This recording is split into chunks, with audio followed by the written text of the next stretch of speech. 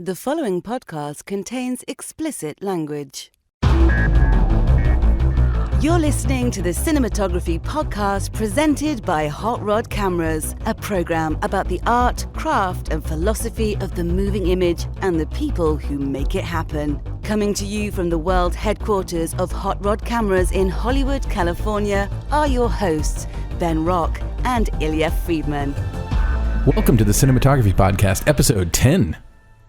I'm not trying to be tentative. Oh, that's terrible. The puns are bad. Hashtag dad joke. So, Illya, I hear that we have some really good news about the Cinematography Podcast. You want to talk about something? We do. As a matter of fact, for the first time ever, other than Hot Rod Cameras, the Cinematography Podcast has a sponsor. What? Yes, we have a sponsor, and we want to start off by thanking our sponsor, Zeiss, maker of some of the finest optics in the world. The best lenses. I've been using Zeiss lenses. This is not a lie. I've been using them since college.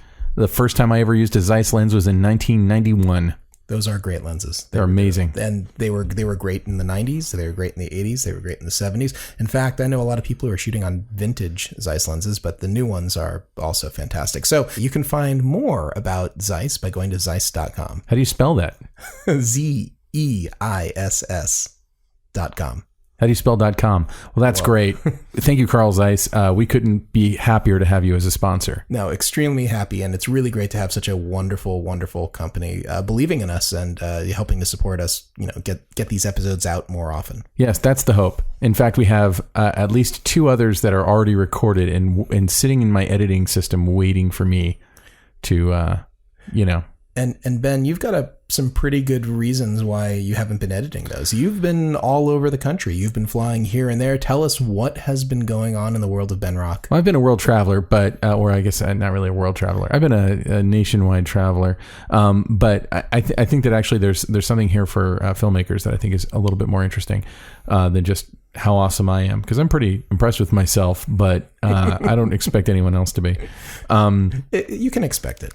I've had 2 different projects that are independently doing festival runs. One is a short film called Future Boyfriend, which premiered at the 2016 Tribeca Film Festival, which I had never been to.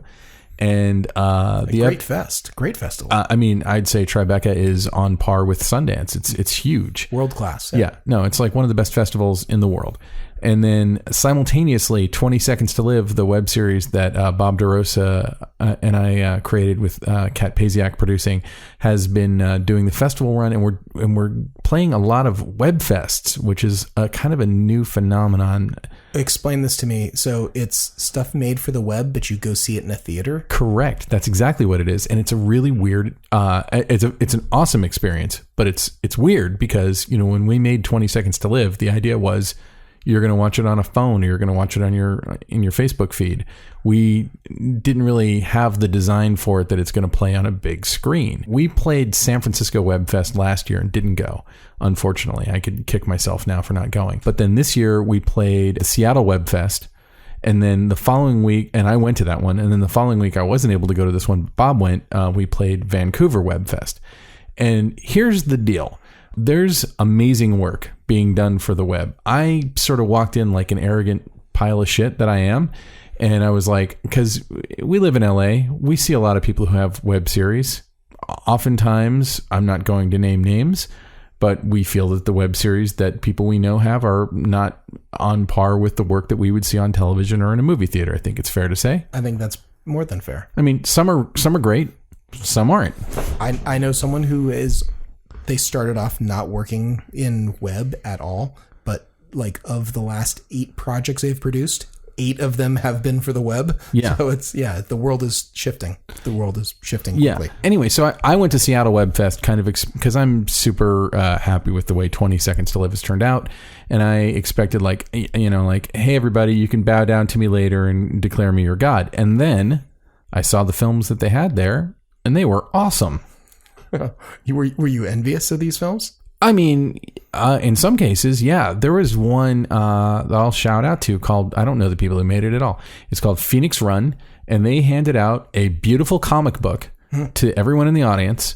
And inside the comic book were QR codes that you could scan with your phone that would take you to the various episodes of the show. that they had created. And the one episode that they showed at Seattle Web Fest looked like a feature film. It was gorgeous, and it was made by local Seattle people.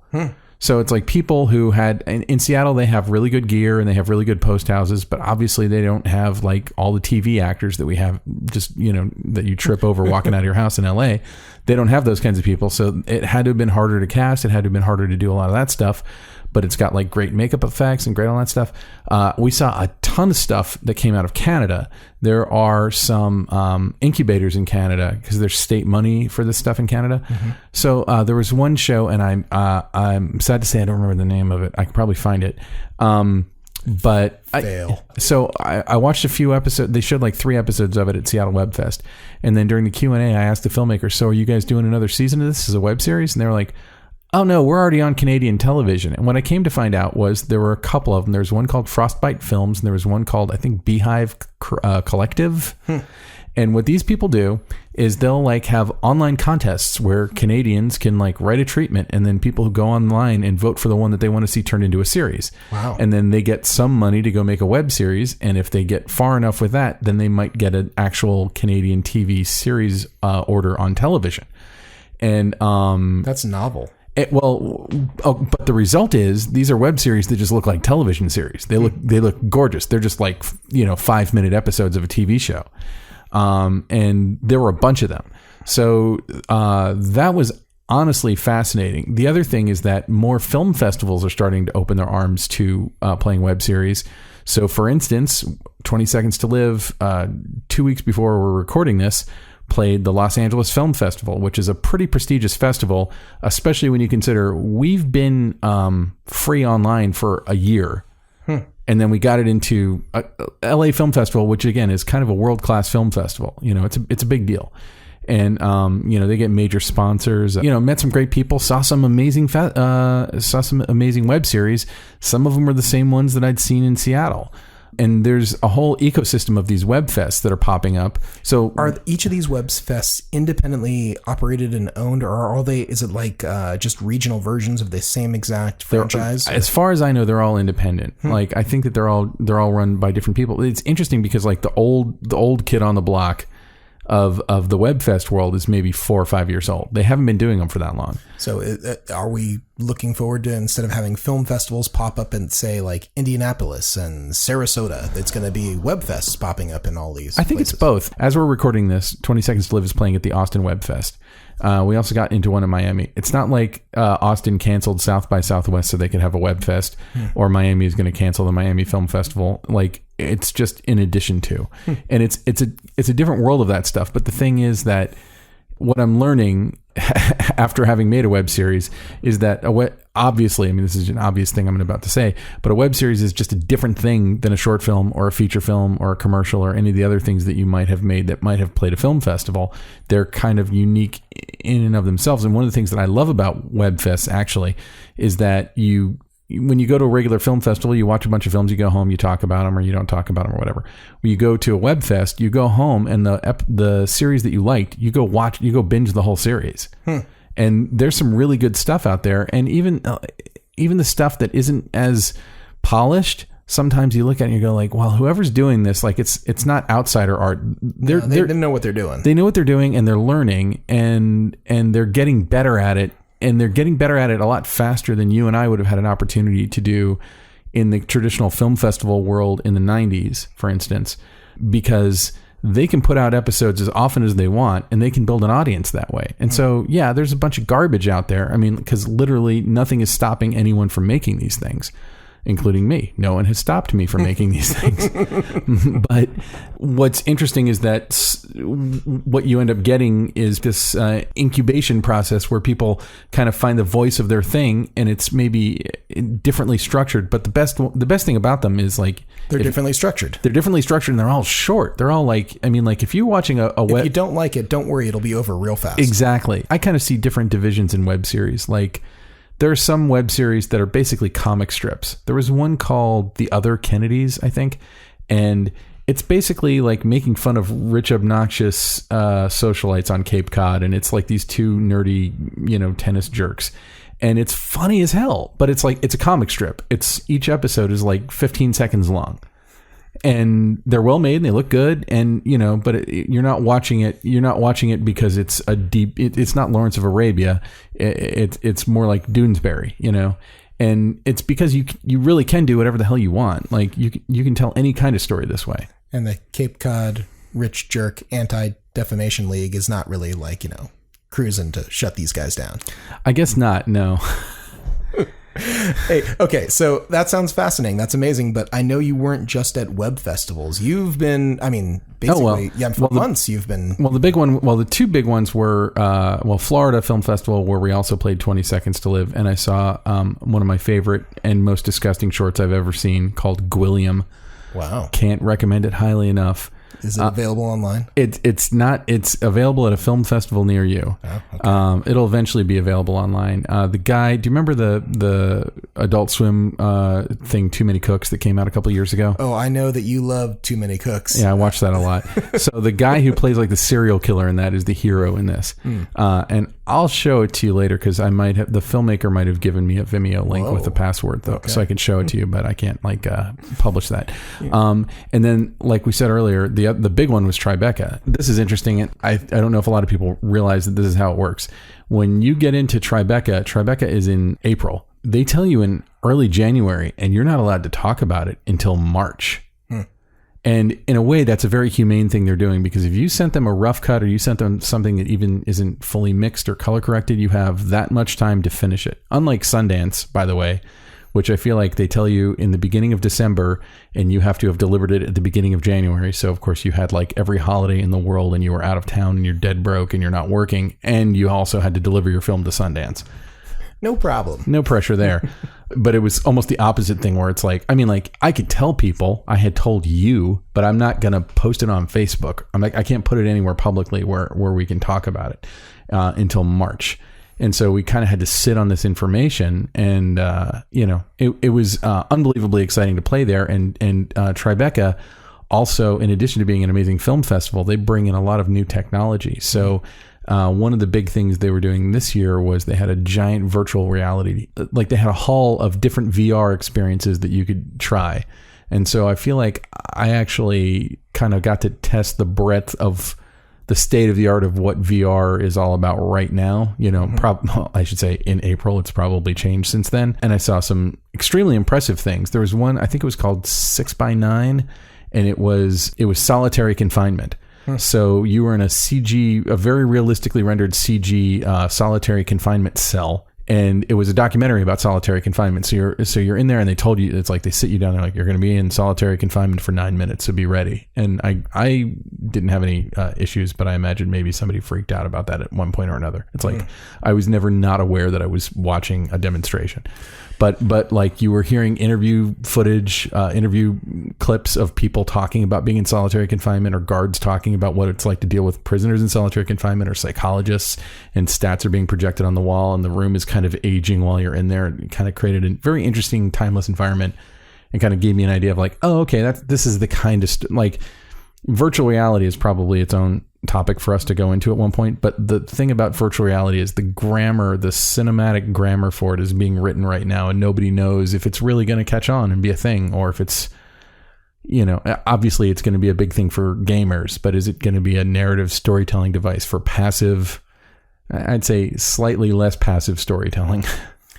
I've talked to a couple of other people about this, including someone on camera recently, but God, it's, I feel like I'm kind of talked out on VR, and I'll just make it really quickly though. I believe it's experiential and less interactive, so to speak. I think that there might be a gaming component and an interactive thing that is coming, but right now, what's the stuff that's capturing people's imagination really is, here's an experience that you wouldn't otherwise have. Of course. So, bottom of the ocean, outer space, but to me, like a lot of that stuff is like in the early days of filmmaking, where the Lumiere brothers would set up a camera and catch a train pulling into a station, and people watching it on a screen would jump out of the way. Like that's what that is. Put it on a drone and fly over the city, stick it on a NASCAR car, as our friend Tim's has done. Like it's experiential. My question, okay, so to me, and maybe this is a topic we go into more depth later, but I think it's interesting to talk about, is virtual reality. To me, like, the world that's already set up for it is video games, because they already have to build a fully rendered 3D world. So you can look around in any direction and whatever. And so to me, it's like signed, sealed, and delivered. Video games are going to be virtual reality. Done. From a narrative point of view, like, and I saw some really cool stuff at Tribeca where I could start to see how you use it narratively, where they're using binaural audio and they're using, all of these crazy tools. Like, there was one that was an animated piece called Allumette. I'm probably mispronouncing that. And there was like a flying airship that you had to stick your face into, like, literally, like, because I'm me, I'm like, how do I break this thing? So I stuck my face in it, and I was like, oh, there's fully rendered CGI characters doing stuff in here, and there's animation and storytelling happening inside this thing that I wouldn't have gotten if I would have stayed back. So it's training me to stick my face around and move into stuff. That wasn't just 360 video. That was full virtual reality. You could step around things and look under things and look over things and look through things. And that was awesome. And that was on the HTC Vive, which is like the top of the line headset that you can actually get right now. But I mean, I saw a bunch of different things. And I guess my question is, does it ever become a narrative tool? And we may be testing it with 20 Seconds to Live. We're kicking around the idea of doing a 20 Seconds to Live episode in virtual reality just to see. The answer is no. I don't agree. And maybe the reason I don't agree is I come from theater, and theater is a lot like virtual reality. Like, when you think about it, the difference is when you're shooting virtual reality, you see everything. Like in theater, obviously, if you look up, you see the lighting grid. If you look down, you see your feet. You see an audience. And if you're making a virtual reality experience that's narrative, I just think that the narrative rules will be different than filmmaking.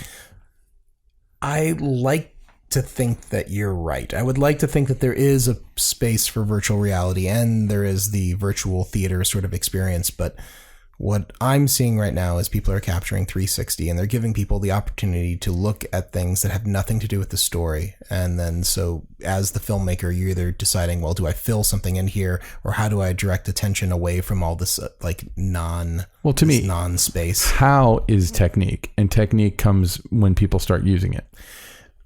I think that from the most part, and is some scientific research out there that supports this, people are not really ready for choose your own adventure. They're not really for serious interactivity. I'm not talking about that. I'm talking about a story. I'm talking about immersive storytelling, because I agree with you. But I actually had a long chat with somebody who works professionally in the VR space the other day.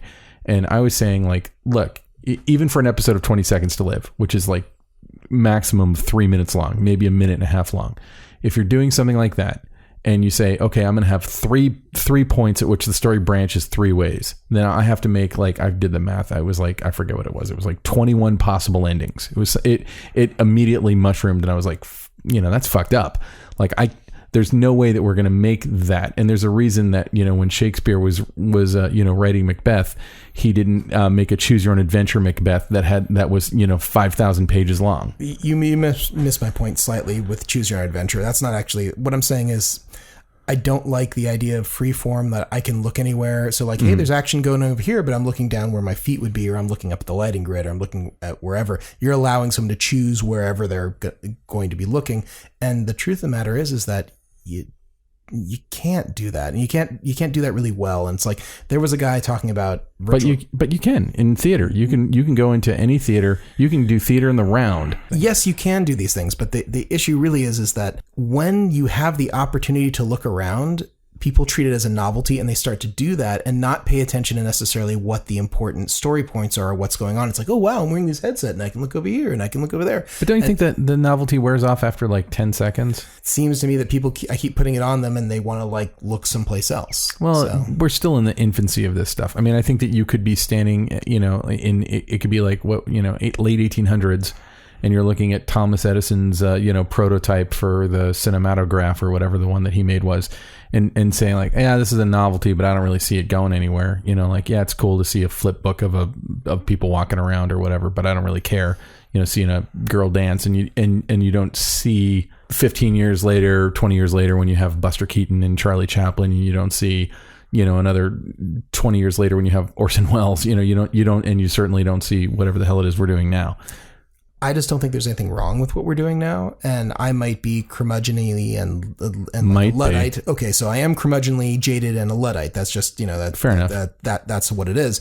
But they're not offering me something better right now, and the resolution is so low. And I've heard people say, "Oh, you have to look at this new headset because it really looks better." I'll agree with you there, because even the HTC Vive, which is the top of the line right now, you get, they call it the screen door effect, but it's basically, if you're like when I was watching Allumette, which is again full virtual reality, if I stepped back far enough, I could start to see the pixels, and so I ended up having to like get really close to the subjects and stare at them a lot and like kind of loom over them in order to see them in full resolution. But the material that we're shooting and creating for this is actually at a resolution that exceeds what the headsets can show. So in 2 or 3 years, the headsets will catch up. Well, right now, for the next 3 years, basically 2-3 years, I'd say that using the headset, it's not the most ideal experience. I'd rather actually have the goofy experience like on YouTube, where I get to slide the thing around and look at a 360 video. When I'm wearing the headset, to me, I can't help but feel like I'm having a bad experience, and I'd rather just watch on a regular screen. Well, and the conclusion I came to, and I know a lot of purists will spit on me for saying this, is I actually am fine with Google Cardboard for now, because I think that all of the choices are substandard. So Google Cardboard, which is like $10-15 on Amazon, is a perfectly fine way to experience it. And there are some experiences I found on YouTube. For instance, there was a documentary that I watched recently about Cuba, and the only thing that annoyed me about it was that I don't speak Spanish and everything was subtitled, but I wanted to look around at everything in Cuba because I'm in a city that I've never been to and that I've never even had the opportunity to go to. And so I'd want to look around, but I would miss the subtitles. And I would argue then again that you are now using virtual reality not so much for storytelling, but for an experience. You're experiencing Cuba. And well, I would say that it's a kind of documentary. But yeah, I agree. Well, I think that it opens up opportunities for things like that. I don't know, dude. I don't know. 5 years from now, we might be looking at this the way we look at the 3D craze from 5 years ago and saying like, yeah, it kind of came, it never really got hooks into anybody, and then it went away. Yeah, I'm going to disagree. I think that this is going to stick around a lot more than 3D. I think 3D was, and I'm sure there's probably documentation of me talking about it, but not. There were people making claims about 3D, that 3D was going to be around forever and everything was going to be 3D, and that. Well, I mean, I think 3D did penetrate a little bit in that, like, big blockbuster movies are generally released in some form of 3D now. And it also, I think, hastened the conversion to digital projection at theaters. So in a way that is either a good or a bad thing, depending on how you look at that. I see it as a good thing. I sort of look at this stuff and I think that, okay, so I remember the year at NAB, I want to say it was 2011 or 2010. It was the year Avatar came out. Maybe it was 2009. I remember going there, and that was the year that everyone had a giant boner for 3D, but it was all the manufacturers and the companies, and they were pushing 3D down our throats. And it was like, yeah, buy a 3D TV and sit around your house wearing your 3D glasses watching, sharks in 3D in your house. And I'm like, nobody's going to do that. And the filmmakers were all like, please, God, tell me this is not what I have. I don't want to have to hire a stereographer or become a stereographer. I don't want to have to think about interocular distance. And I don't want to think about convergence. Like, this is not, I did not get into this game to be doing all this math. I was told that there would not be math involved. And it turns out there's math. there's a good deal of math. But anyway, it's not that 3D died 1,000 deaths, but I think 3D kind of settled into the bucket that it was meant for, which is, it's an extra gimmick. It's a gimmick. It's a gimmick for a big movie. And then every once in a while, a movie like Gravity will come along that really knows how to use it. Didn't you also tell me that Ghost Rider was the best use of 3D? No, not Ghost Rider. No, you're completely wrong. It was Drive Angry 3D, which is another Nicolas Cage movie, but Drive Angry 3D, You're not kidding. You're serious. When Nicolas Cage makes a Nicolas Cage movie, Drive Angry was like eating a whole cheesecake and then having a cheesecake for dessert afterwards. It was so good. Anyway, I'm not walking that back. I'm proud of Drive Angry 3D, and I didn't even have anything to do with it. All right, so Ben, we have talked about all kinds of stuff so far in our little intro here, but I do want to plug the Backlight Tour because actually you're killing it with those, by the way, man. Thank you so much. Well, hey, I got to do something while you're traveling the nation and being important at Tribeca, being arrogant and important. I got to do something. Look, I'm arrogant all the time. I don't need an excuse. Well, hey, in the last episode we did, the NAB episode, I had some really great people come on and talk about NAB. So we don't even need to cover NAB if you go and watch the Backlight Tour. Please watch it. Yeah, it's a video podcast. You also get to hear some real industry experts talk about things like VR and talk about like the state of the industry. So the same stuff we're talking about right now. But way, I think, better than what we're doing, and it's all in 5 minutes. So we've easily talked for 5 minutes about. We've easily talked for like 25 minutes. Okay, so let's talk about today's show. Roberto Schaefer. Roberto, fantastic DP. Holy crap! Roberto Schaefer is just an amazing get, and he's a nice, cool, humble guy. We shot at his house. You might hear his dog barking once or twice in the thing. He has shot. He has such an eclectic career. He starts in the 80s with music videos. He works for Zalman King on the Red Shoe Diaries. I love that. It's so funny because because like nothing like that exists today. And, then ends up working with Mark Forster, has shot pretty much every movie Mark Forster's made.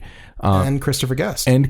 He shot all of Christopher Guest's movies. And so you've got the same guy shooting Waiting for Guffman and James Bond in Quantum of Solace. Like the breadth of his stuff is pretty amazing. And it was one of the things to me that was interesting in talking to him and even just in kind of reviewing his work before going to interview him was trying to find like what is the thread between all of those things. I mean, I understand that DPs are often hired guns, but I think when you get to the level where you're making Monsters Ball, you don't just go out and get a hired gun to shoot Monsters Ball. You get somebody who has an artistic approach to it, and he has a really great working relationship with Mark Forster, which he went over with us a lot. Yeah, it's an amazing range of work that he's done and just a super nice guy. So I think without further ado, here is Roberto Schaefer. We say further ado every time. Yeah, okay, we'll change that. The Cinematography Podcast interview. Thank you again for doing this. You're welcome. Before we even start, where can people find you online? Do you have a website, Twitter, Instagram? I have an Instagram. I have two Instagrams. One is more my personal, just sort of everyday off the hip shots. And what is that is 19Lefty69. And my other one, which is more of my arty, more composed, thought of pictures, is Ganzo69. So there's a question that I kind of ask everyone, and it's mostly because of my curiosity. The question is, I tend to see that cinematographers either come from a lighting background or a camera background, obviously. But I feel when I talk to them, I feel like some people, for some cinematographers, the main focus is the lighting and finding a composition within the lighting that they've already done. And then some cinematographers are very compositionally focused. And I understand that, like whenever you're working for a director, you're working for a client, they're maybe telling you what they want in the shot.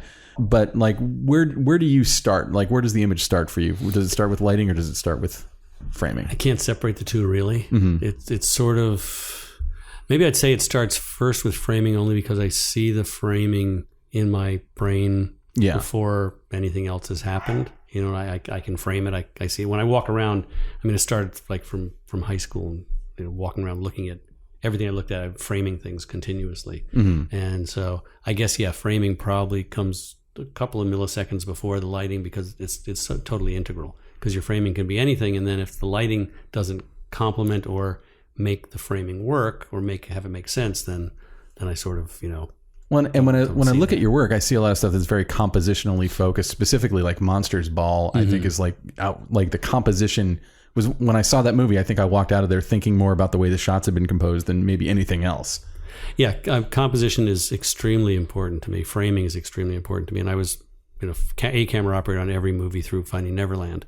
And then as we started doing bigger movies and having a really great Steadicam operator join me, Jim McConkey, he didn't want to do it unless he would be a camera operator too. Mm. And I decided it was worth handing it over to him and getting a good rapport with him so he would do the kind of framing and do what I need. And he's great. He knows what he's doing. But not everybody, even if they know what they're doing, not everybody sees or is able to see the same that you do. Yeah. And I mean, I had experience with a guy who I bumped up from assistant to operator on a movie that we're starting, a low budget movie in Texas. And we start shooting, and I see what the frame he's doing on the monitor. And I go, no, come on. You know, this is go from here and to here, too much headroom, and don't put the guy in the middle, and all this stuff. And okay, then that take, he did that. And then the next take after goes right back to the, and he said to me, I said, what are you doing? I just told you how it should be framed, you know, how I want the frame to go. It's really important to me. It's not just the start. It's not just the end. It's every frame in between. It really, you know, every frame, you should be able to stop on every frame and like the composition. And he goes, oh, I was just trying to make good framing. And I said, I made the same face. I went, oh, so you think what I do is bad framing? It's the framing that I want. It's my taste. It's what I'm asking for, you know. Yeah. You have to, so, but people see things. I mean, there are basics in, you know, framing and composition that sort of, you know the rules, you know what's considered beautiful framing for portraits or for this or for that or for landscapes, and then you know where to bend them depending on the emotion you're trying to get across. Yeah. If you're trying to, cliches, a lot of it is cliche, but cliches exist because they're real, they work.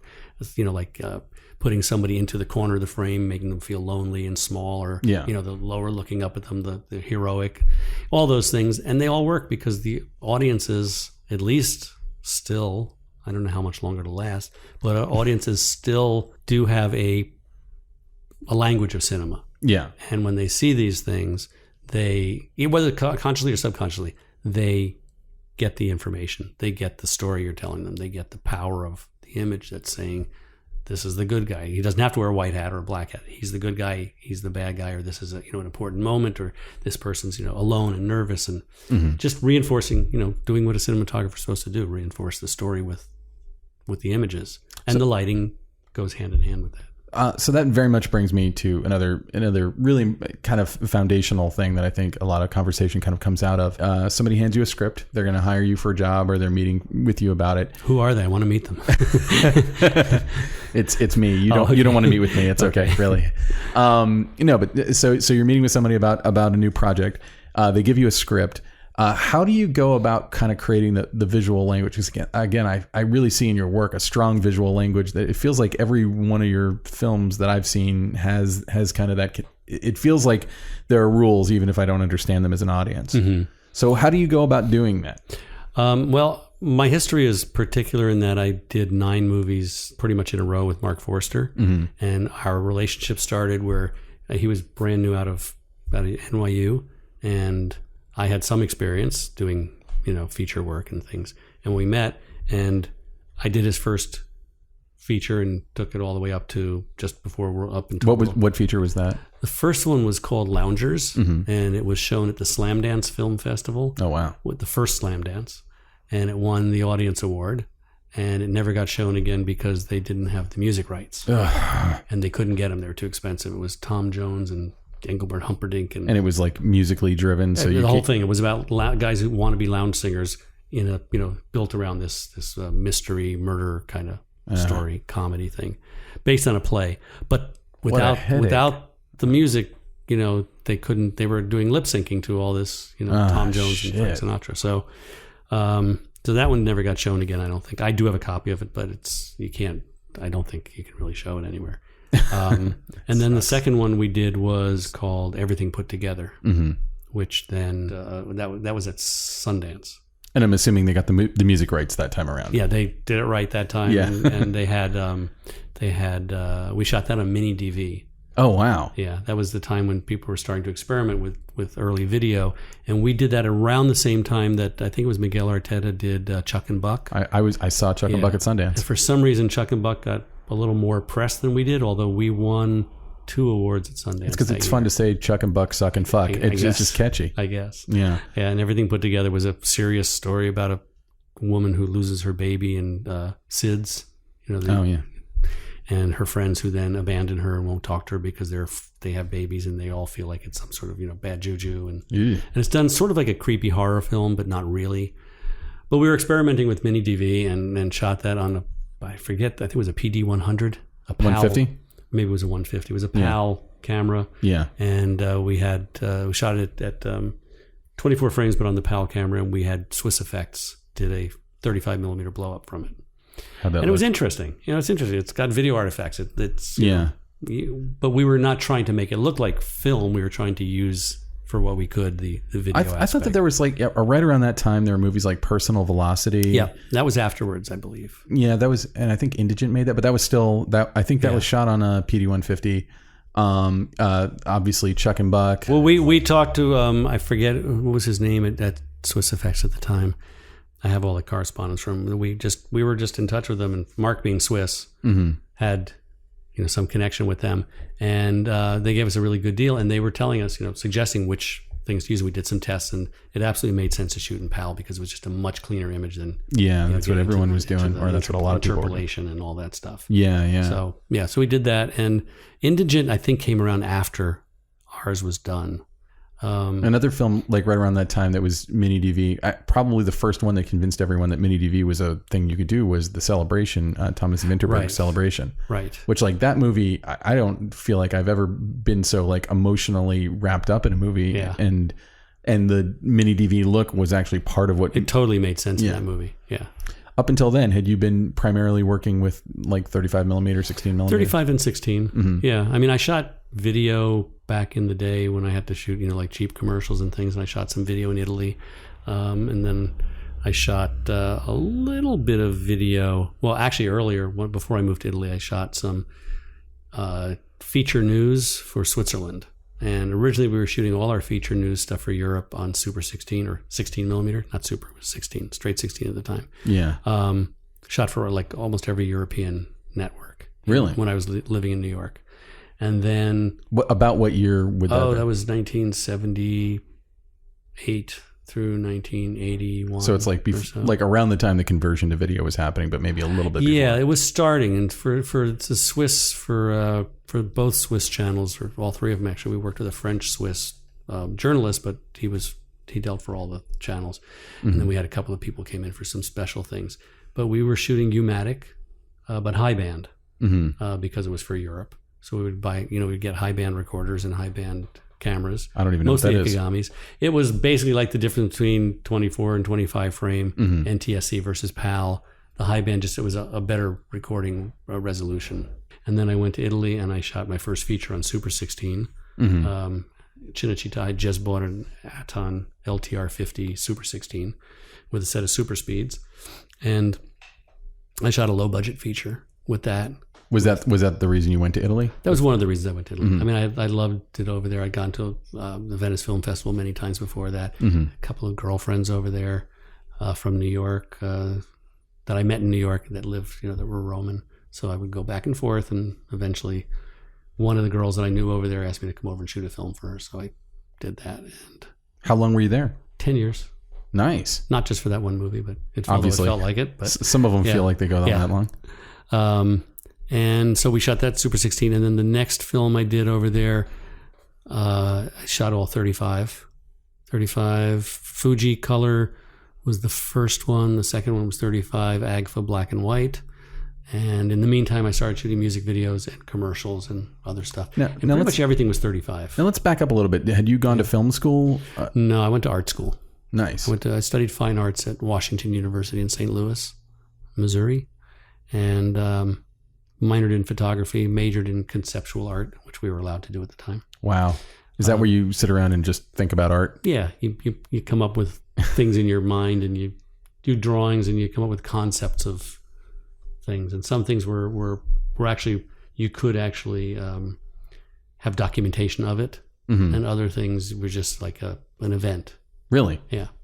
And I did some landscape sculpture, location dependent installations, things like that. That's cool. It was great. Yeah, I really loved it. And then at some point I realized that I probably could never make a living doing that, because it's hard enough for anybody to be making a living as an artist. Mm-hmm. And that part of art was really difficult. And there's a few people who made it, Chris Burden, Vito Acconci, a few others like that. But, it was a small... Yeah. Yeah. So you moved into the much safer film business. The film business. And that also came about through a series of coincidences of somebody I knew that knew me, and I had once been in a TV commercial when I was a teenager with my best friend's sister, who was an actress, blah, blah, blah. I went and met with the commercial production company, and they asked me if I wanted to. They said they would hire me, so I started working. They said they'd hire you they said come back after Thanksgiving wearing dirty clothing, or clothes that you don't mind getting dirty. Because I was basically, it was a stagehand. Yeah, you do everything. It was a non-union commercial house in New Rochelle, New York, and I basically learned everything there, though. So did you start shooting while you were working there? I started shooting the news stuff on the side, but while I was working there, no, I was basically doing grip and electric and humping things and building sets and moving stuff, and they really didn't let me into the camera department. They were very snotty about it, very tight. There was one guy who was the assistant, and he didn't want anybody else in there helping him. And then he had another guy who was an assistant who was probably better than him, but he was African American, so he was definitely not going to be the first. He was definitely the second. And then I got out of there and went away, and a brief history of my time. I went away and moved to Cape Cod and lived on the beach for 4 years, and discovered that I really did like movie making, and worked on a 16 millimeter feature in Provincetown. Met the DP up there, and when it was done, he said, "Come to New York. If you really like doing movies, come to New York, and I'll help you out."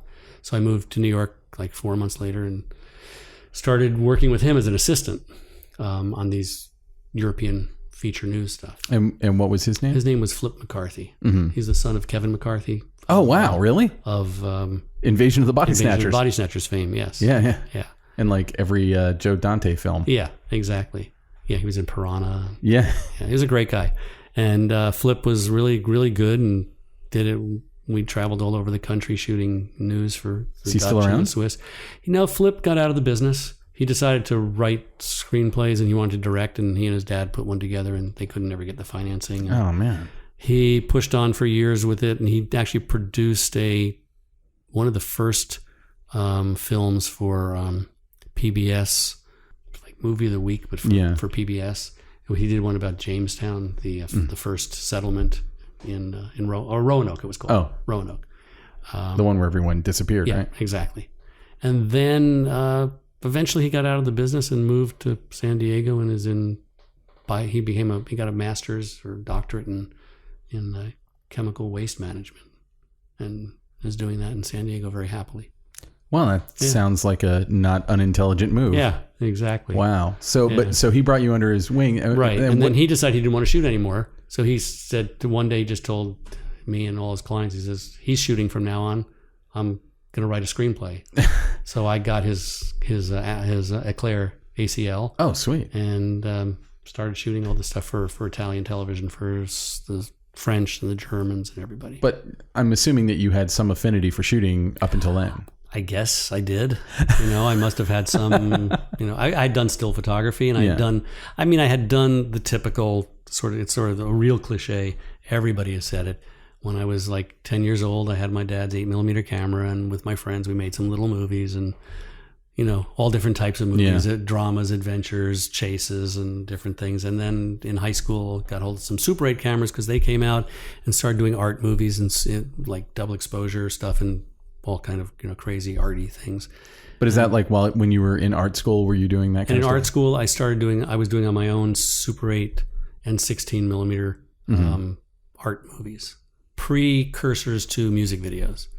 I would get inspired by some music, and I'd say I want to do a film to go to that music. And so I did some to the Jefferson Airplane song and a Pink Floyd song and some other, and Frank Zappa and the Mothers. You still have any of those? I do actually. Jeff Krines, who has Kinetta, his transfers. I actually sent all my films to him last year and had him transfer everything for me. So I got a really good transfer on them. Oh, cool. And I'm still trying to work out syncing the sound to them because I don't have a real editing system. So I've got them, though. I can talk you through it. Totally. That's interesting. I remember when the Kinetta was going to be a camera, and then it just wasn't. I was very bummed out. Yeah, he did some beautiful stuff, though, with it. Yeah, It really worked cool. I was really excited about it. So you go to art school, then you bum around Cape Cod for 4 years, Then you hook up with Flip McCarthy. And I think I've got your chronology. So you end up in New York for a while, then you move to Italy, and you're shooting features and stuff. But in New York, when I was working for this production, I went back to New York and I was helping Flip and working with him and shooting stuff for the Swiss at the same time. We met with the guy through an Italian friend of mine who knew him. And then at the same time, I got offered a job back with the same production company that I'd worked with before, that freelance company. The non-union studio, commercial studio. And they did mostly toy commercials. So they called me and said, do you want to come back and help our location manager? He was the location manager. He was the production manager. Help him out for a few months during toy fair season, because it's really busy. So I said, okay, I'll come back. I'll be an assistant production manager. And I assisted him for that season. And then at the end of that season, they let him go. And then like 2 months later, 3 months later, they called me and said, do you want to come back and take over that job? And so I did. I went back because it was a paycheck. It was pretty good for the time. I'm still freelance, so I could go off and do things whenever other things came up. And eventually I ended up producing for 5 years, TV commercials. And I realized I really didn't like producing. It's a bummer. It was a headache. Yeah. It was just, I didn't get the pleasure out of it that some producers hopefully do. There are people who love it, and I always think it's kind of a shit taco. Yeah, I just, it's just a different thing. It's always chasing after the stupid details and being the asshole because you get put in that position. And because I produced for 5 years, and because I've also done gripping and gaffing and set dressing and set building and all that stuff.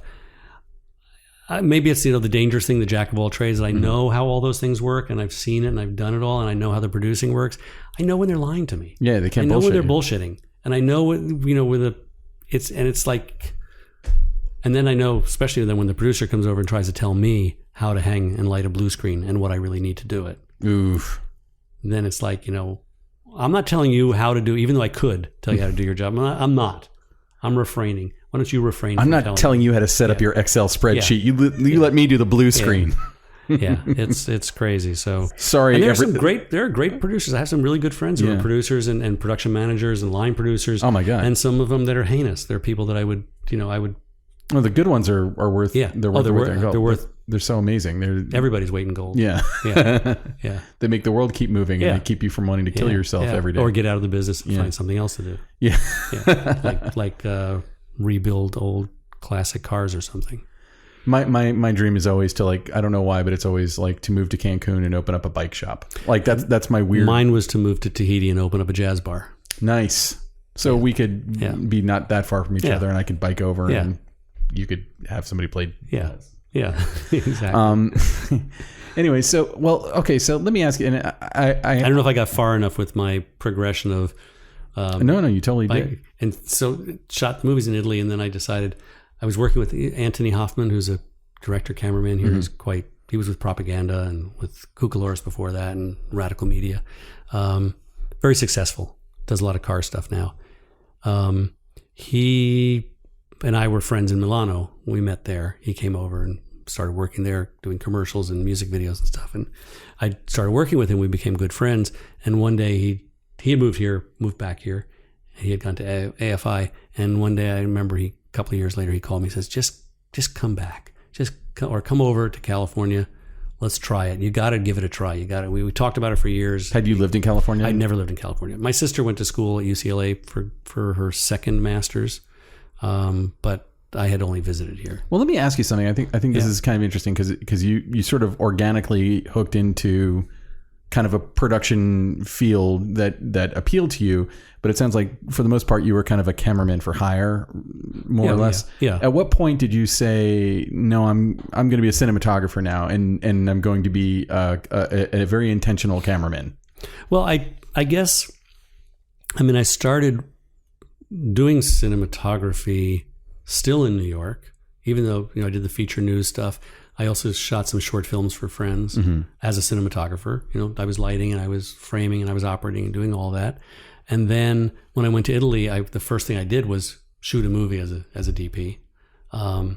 And then so was it at that point that you basically said like this? I enjoy it. This is my career path. This is where I want to go with it. This is what I like doing. Yeah. But I also said I really like living in Rome, and whatever I have to do to stay here, I'm going to do. So I did some, and there wasn't that much work, so I did work. I worked as an extra on a few films. I was in Once Upon a Time in America. Really? Yeah. In such a way that we can see. Yeah, I'm recognizable. There are a few shots. I'm right behind De Niro's head. Oh wow! What scene? Yeah, well, if you watch the funeral for Prohibition scene where they have the dirge in the bar and everything, I am the only person in the entire scene wearing glasses. I had wire rim glasses from my grandfather, and the first AD was from Naples, who later got arrested for smuggling marijuana from Jamaica on the way back from shooting in Detroit or Miami. Salvo, he came up to me and says, you got to lose the glasses. And I couldn't see, that far in front of me if I lost them. I said, no, they're period glasses. They're from the 1920s. Oh, okay. So I got to wear them. So that's how you can definitely see me doing the tango and doing a few things in there. So it was fun. Whenever an extra in a scene, like I know a guy who was an extra in LA Confidential in the big cop brawl scene, and whenever I watch that scene, all I can see is Vance. Him. It's Vance. Right. And a friend of mine is an extra in Miller's Crossing in one of the scenes. And again, like whenever it's like he's in a long line of hoods, and it's like there's John Drackett. What do you know? In Italy, everybody is professional. The extras are professional. It's like you see the same extras in every movie, basically. And of course, this one, they wanted a lot of American-looking faces because it took place in America. And that's how I got cast through it. An American friend who knew the producer and some other people. And got in. And I had a great time on that show because I got to sit in the trailer and eat lunch with all the American actors. Tonino Delacoli. And were you watching him? I was watching him as much as I could. Did you pick up any cool tricks off him? Yeah, especially stuff at the time that nobody else was doing, like shooting redheads into pieces of styrofoam just all over the place to do little bounce lights and stuff. And where here, everybody was still using pretty much Fresnel hard lights, direct stuff. Yeah, that movie does have a real naturalistic look. Yeah. It was great. It was really fun. So that was really good. And then I needed to work more, so I moved to Milano and started doing commercials. And then a friend, just by coincidence, a friend here a friend in New York called me one day and said, "Do you know anybody who wants to buy a Steadicam really cheap?" And I said, I don't know. I don't think so. Because I knew Ted Churchill and his brother back in 1976. I met them at a Thanksgiving dinner, or 77 Thanksgiving dinner, when they both had gotten their first new Steadicams, and they had written the Manual of Style, I guess, came out in 1980 or something. And I remember sitting with Ted at that dinner, and he said, I said, "What Steadicam? It's cool. I see what you do with it. It's really cool. What do you think about to be an operator for that?" He says, "If you want to be a Steadicam operator, you have to do nothing and want nothing else in your life. You have to marry it. You have to sleep with it. You have to eat with it. You have to breathe and dream Steadicam." Wow. And I just said, I guess that's not for me. But then this friend called and said, anybody wants a cheap Steadicam? And I didn't ask them the particulars of why it was available. I'd like to eat and breathe and drink Steadicam from now on. But I thought, how much? And he said it was like $5,000 or something. That's crazy cheap even today. And it was a Model 1, but still, the Model 2 had just come out, I think. And so I talked to a few friends. I said, you want to go in on it? And one guy said, I'll go in on it with you. Another person said, well, maybe we'll take it. And then I said, wait a second. I'm going to find that money. I'm going to buy it. I'm going to learn to use it. And maybe it'll help me get more work in Italy as a Steadicam operator, because there were only 3 other Steadicams in Italy at the time. Mm-hmm. So I bought it, borrowed, I think, some money from my mom and both my parents, and bought the thing and reworked it and fixed it up. And Garrett showed me how to cut it in pieces and make it so it could bend and do things, because it had a fixed monitor. Mm-hmm. I did a workshop with Garrett and a few of the big guys at the time. 2 workshops I did in Italy. First was a workshop and then the master's class with them, and got to be pretty good at it. And I got a lot of work with it, and it sort of like got me into places that I wouldn't have otherwise gotten. But I still wanted to be a DP. I didn't want to only to be doing that. So when I left Italy and came over, and Anthony said, come to the United States and see if you can make it work. Come to LA. I'll try to help you. I used the Steadicam maybe 5 times, and then I just said, I don't want to be doing that. That's interesting. So how many years would you say? 7. 7 years of Steadicam. Where you were a Steadicam op, and that was your main gig. Steadicam operator, yeah. Crazy. Yeah. I once I've never operated a Steadicam, but I was working on this film once, and they had a Steadicam op named Mike Smith. This is in Atlanta.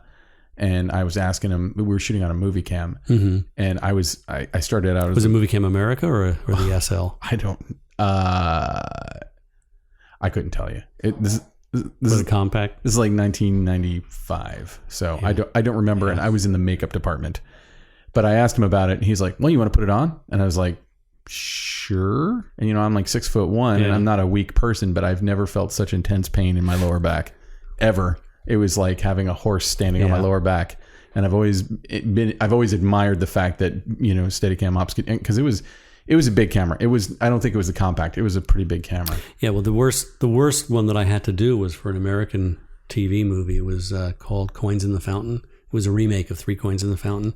It was with Lonnie Anderson and Jacqueline Smith and another actress who I cannot remember, unfortunately. And Tony Imi was the DP, British guy, and Tony Wamby was the director, both Brits. And we're shooting in Rome, and I was hired to be the Steadicam operator / operator. So I was like a camera and Steadicam. And they had a Movie Cam Super America. And I don't know if you know, in Rome, the steps at the Capitoline steps, where the city hall basically is the old thing. They've got this staircase that goes up from Piazza del Popolo basically to the top of the Capitoline.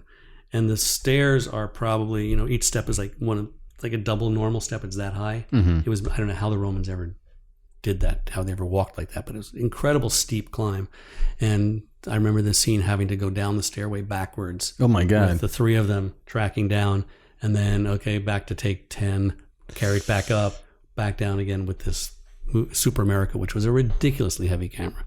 So then they replaced it with the BL4, which was not much better, actually almost heavier, I think. So it was tough stuff, but it was a good discipline and a good way to get into the business. And you worked with a lot of different DPs, I assume. Yeah. And now let me ask, when you were doing Steadicam opping for other DPs, were you kind of able to study what they were doing, or were you just so busy doing your own thing? Pretty much too busy, and suffering, trying to not to throw my back out. Going to the chiropractor. Because I remember I worked with Oliver Woods on a Kleenex Scottex commercial, and I did a movie with Gabby Berestein, part of a movie called Aria, which he did one episode. Yeah. We did the interstitial episodes of the whole movie with John Hurt. Yeah. And so I did Steadicam with him in Cremona, and then I got my big break into the music video world. I did a U2 video, which I actually was the DP and Steadicam on. Which one was that? It was called All I Want Is You, and it was black and white, and it made a big splash. It was pretty big. So that's when doing a music video could like really make somebody's career. Yeah, music videos were kind of the pulse of culture for a while there. Absolutely. It's sad to see how they just are not at all anymore. Yeah. And I was talking to a friend the other day who did some work, Amy Vincent, who worked with. She was doing some operating with Daniel Pearl, and I was shocked to see how many music videos Daniel's still shooting, and some really big ones like Taylor Swift and those kind of things. Because the upper class of music videos are still going, and people like him are still going to be shooting them. Yeah. So, any other music videos? Because this is stuff I was. Oh yeah, I did Desiree, the famous "You Gotta Be," that black and white one with her moving around. It then got copied as an AT&T commercial. Oh boy. I did. Did they have the decency to hire you to shoot the AT&T commercial? Nor me nor the director. That's bullshit. Yeah. I mean, if you're going to steal somebody's idea, copied it almost exactly. Then just get the people who did it the first time. They need to make money and stuff. Yeah. And then I don't know. I did a lot of music videos. I'm trying to remember the other bands, and I shot live concert stuff with Duran Duran and a lot of European bands. I did a lot of work while I was in Milano. I was still living there. I was doing a lot of work in England. Every month going over and doing music videos. Did like 5 music videos for Billy Bob Thornton when he came out with his first album, when he was still married to Angie. Oh, really? Yeah. Oh, wow. And then... so like post Sling Blade though, right? Post Monsters Ball. Oh, okay. Yeah, it was just right after Monsters Ball. Oh, cool. God, I did so many of them, I can't even think of half the names. Alana Miles, I did 2 with her. Oh, wow. I did The Woman from the Go-Go's. Belinda Carlisle. I did one with her. I did one with Eartha Kitt and Patti LaBelle. I did Stevie Wonder. So would you say that, like, when you came back to the States, do you think you fell into kind of the loop of music videos? And was that your mainstay? That was sort of the way to get in it at the beginning. It was music videos and some lower budget commercials. Mm-hmm. Yeah. And then Yeah, and then I met Mark, and we did Loungers, and then I met Chris Guest, and I got hired, just on an interview call, and did Waiting for Guffman. So that was like 96, 95, somewhere around there. It had to. When you shot it was probably before then, but like I was a projectionist at an art house theater in Orlando, screening Waiting for Guffman in probably 96. Yeah, I think we shot it in 95. Yeah. In around Austin, Texas. And with Chris, it just kept being a really good relationship. And I did 3 pictures with him, a lot of commercials and TV shows. But let's back up for a second. Yeah. So you're doing the music video stuff. Are you trying to push to get into features? Yeah. I was trying to push, and I had an agent, and trying to get me in that way. And I got the Red Shoe Diaries. And then another Red Shoe Diaries, which was a help to showing. So is that sort of like a baby step between music videos and regular narrative? Yeah, because it was dramatic. What was storytelling somewhat? I mean, that's like a world that kind of doesn't exist anymore. Those kinds of shows. Like, what was that like to work on that? Was it super fast? Who's the guy who made that? Was it Zalman King? Zalman King. Yeah. It was interesting because it was my first introduction to real television, and I didn't know that you answer to the producer, not to the director. So it sounds like there's a story in there about. Yeah, there's a bit of a story. If you'd prefer not to tell it, that's okay. Well, I can tell it. I do remember we were shooting. Peter Kerr was directing, and we were down in San Pedro at this abandoned diner that had been set up, and we were outside. And I don't remember the exact circumstance, but Peter was saying he wanted to do this shot. We should then push. We should dolly in and do this thing and get this coverage. And Zalman was sitting with his right hand man Rafi. Back in their director's chairs, looking at the monitor and going, saying, Peter, we don't need that, Peter. We don't need that. Peter said, but I need, if we need to have this for the dialogue. And he says, we'll lose those pages. We don't need that. And I got off the dolly and I walked over to Zalman, and I really believe that we should do that shot or set up for the coverage to get this. I said, I really think that Peter has a point that we really should be. And Zalman just looked at me and says, get the fuck back on the dolly and do your job. Wow. And I said, okay. And I never tried to, second guess him again because he just didn't want to hear it. Wow. And it was, if we lose the pages and we don't have the dialogue, we just shoot some TNA and 300 millimeter lens, TNA, and stick it in, and everybody's happy. It seems like there aren't really moguls in the way that he was a mogul of a certain kind of movie anymore, Yeah, he was definitely the mogul of that softcore. Yeah. World that I actually liked him. He was a good guy. Yeah, he really was. He lived not too far from here, and he just had his way of working. The formula. Yeah. So that was a way in, and then I did 2 movies for Showtime for television. They had a series called Drive-In Classics. Mm-hmm. Yeah. So at this point, have you transitioned completely out of doing music videos, and now you're no, there was still still going on, and I was still needing to make money, so. Now, not to keep backing up to the music video thing, but I think it's an interesting moment in time that's kind of past. But like music videos, I feel like for the longest time, were sort of like on the cutting edge of every visual technique. When I mean, literally the first time I ever saw bullet time, the bullet time effect was in a music video years before The Matrix, or a year or two before The Matrix at least. Things like speed ramping, things like any kind of cool new effect would always find its way into music videos first. So. Like, did you find? I mean, and part of why I'm asking you is, with an art school background, I would imagine that you're not just approaching it like, okay, load the camera, point the lens, key, fill back. Like you're like I feel like you would be an enormous asset on something that is basically a little art film. Yeah, basically, and I really approached it that way. I tried to listen to the director and came up with their ideas, because a lot of them are pretty sure in what they want to do, and that's how they get the job. Giving the pitch to the band, but you also have to deal with the band has a lot of input on what actually happens once you get there. Yeah, because I've been on a few of them where the music video collapsed and went away because the director and the band weren't seeing eye to eye, and the director would get fired because the band they paid for it.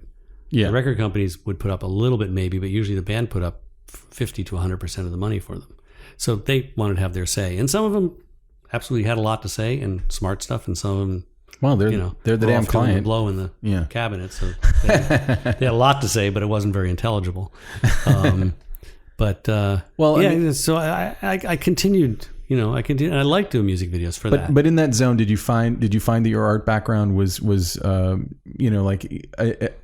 left your mind open to certain kind of unconventional things, and like what kind of ideas would, like, if you can give me like an example of the kind of ideas that might come to you as a result? That's a tough one. I don't know. There was, because mostly it was just working, collaborating with the directors on things. I can't remember any specific shots or specific setups or specific gags. Well, there's, a couple of things. I mean, I remember we were shooting a video for this Scottish band called Gun, and we had a white wall and there was water on the ground. The director, he's actually turned into a very successful painter now. His name is Russell Young. He was a still photographer. Now he's a painter. Oh, cool. And he did very arty kind of things, and it was really cool. But I saw at one point there was kids riding on a bicycle and a woman wearing an angel wings, and I had a 10K, open face 10K, and it sort of slipped and pointed down. I saw it bouncing into the water. There was water on the ground. Let's ripple the water, bounce into the water, and shoot their reflection. Yeah. And shadow on the wall. And I just saw this. Let's try that. Let's just shoot this shadow, and it was beautiful. It was one of the nicest parts of the video. Things like that. I'm open to always looking for different kind of as long as they're receptive. You try that sometimes, and it's like, what are you doing? You're trying to be arty farty. We want to telling a story here, kid. Get that side of it too. Yeah, but I feel like for a while there, in the 80s and certainly into the 90s, the artier the video, the more successful it was. Especially I'm kind of a child of the 90s, so like the whole grunge movement, and I'll sometimes go back and watch those videos, like Smells Like Teen Spirit, obviously, but all the Pearl Jam, Jeremy, stuff like that, and it's like the sense of composition, the way that they were using visual effects, the way they were using, some of them were using cross-processing or ENR or something like that. They were using stuff that you would never have the balls necessarily to do a whole feature that way, because it would be overkill. Right. It would be hard on the audience, but for 2.5 minutes to make something that was basically perfect. Like art movies. Little art movies, yeah. So, and hopefully part of the reason that people would hire me is because I had that background. Yeah. I showed that I could do that kind of stuff. And when I think about your feature work, and it's weird because like before we got here, I was trying to think like what's the common thread between like something like Monsters Ball and something and like the Christopher Guest movies, and there's like a real sense of intimacy, even though the Christopher Guest movies are like farce played as documentary almost, but there's like this hardcore sense of intimacy. Like what does that mean to you? Like, how are you consciously going after that? Is that something that you bring to your work, or is that just how those movies needed to be? Well, I think in the case of the Christopher Guest movies, they kind of had to be that way because it is the mockumentary feel, and you're supposed to be like you're there with them, and there's certain rules you don't break. You don't go into the room before the actor does, because then it's no longer the documentary feel. You need them to bring you in. Isn't there one shot in Guffman where you actually do that? There might be. It's the shot of Corky in his bathtub crying when everyone's but we were in there. He was already in there when we were in there. We didn't go in there and have him come in. Oh, okay. Yeah. Gotcha. Yeah. Okay. He's sitting. He's like crying in the bathtub, and I'm like, how did a camera get in? Yeah. I'm sorry, I didn't mean to interrupt. Yeah, and he's talking to the camera in that one, actually. Oh, okay. He actually talks to the camera. But no, it's that's the conceit there is that you don't pan from one actor to the next before they say their line. You let it draw you. You hear it because you're supposed to be real. You don't know they're going to say something until they do. And are you operating? And I was operating, yeah. So do you feel like when you're working on those Christopher Guest projects, do you almost feel like another cast member because you're sort of the observer? Yeah, and you have to really get into the story, the character, what each actor, what their part is and how that works. And you're privileged to be there in the room with them, so you have to know how to react with it. Yeah. And to keep from laughing and to keep the camera from shaking. Hard to do. It's hard to do. Because most of that was single camera. Oh, really? Yeah, Guffman and Best in Show were mostly single camera, except for the stage show in Guffman and the dog show. The dog show itself, I think at times we had like almost 7 cameras, but most of it was all single camera. For Your Consideration was all 2 camera. Mm-hmm. And Family Tree was all 2 camera. That was a TV series we did for HBO. But then with Monsters Ball and those kind of films, each one I tried to bring a different feeling. Like Monsters Ball had a bit of a feeling of John Wayne's The Searchers, trying to be sort of formalistic and showing, using hero shots and strong compositions and all. And the other movies, Stranger Than Fiction, they all had references to what we're doing, but I still believe in choice of lens and camera position just tells a lot about what you're supposed to feel about the character or what they're supposed to be going through. Okay, so this brings me back to something that I started to ask you earlier and then got somehow sidetracked. And that's that. So you're given the script to Monsters Ball, or you're given the script to Stranger Than Fiction, or The Quantum of Solace, or any of these other films. And you look at the script. How is it that you go about, like, you're going to meet with the director?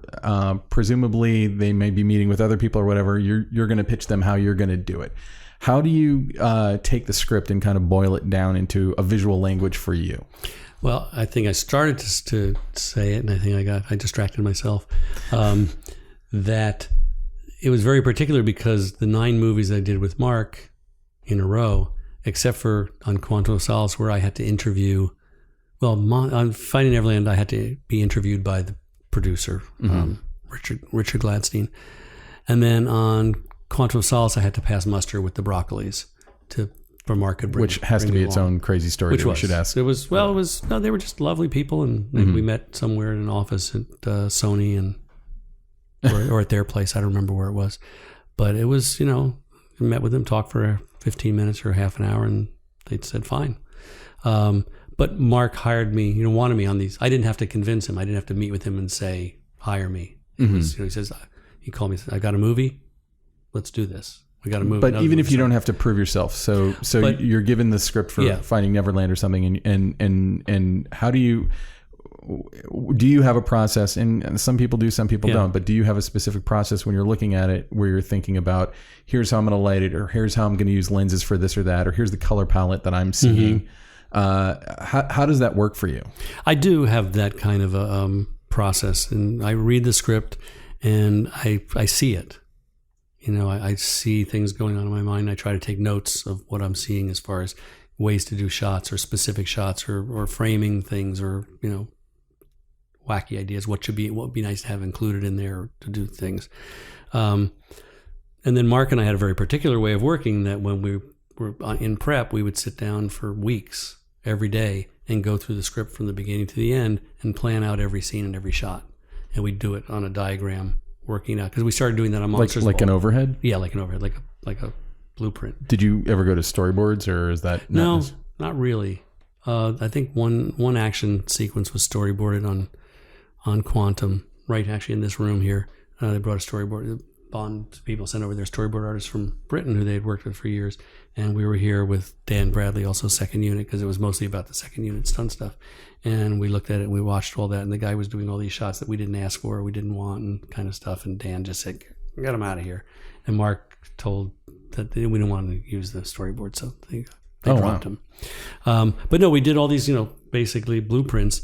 And I would read the story, the scenes with Mark, and he would read it to me and tell me where he wanted, at what point he thought the characters should be where and when they should be moving and what kind of positions they should have, and then I would just take that and make a shot list. Do you think he came in with that idea, or do you think that it was in the conversation with the two of you that, like, in having to even think about it, he started articulating? I think he started articulating it while some of the things he knew exactly what he wanted to do with it, but a lot of it we discovered while we were sitting there, because we would spend like 6 hours a day, 5 days a week for 8 weeks. Wow.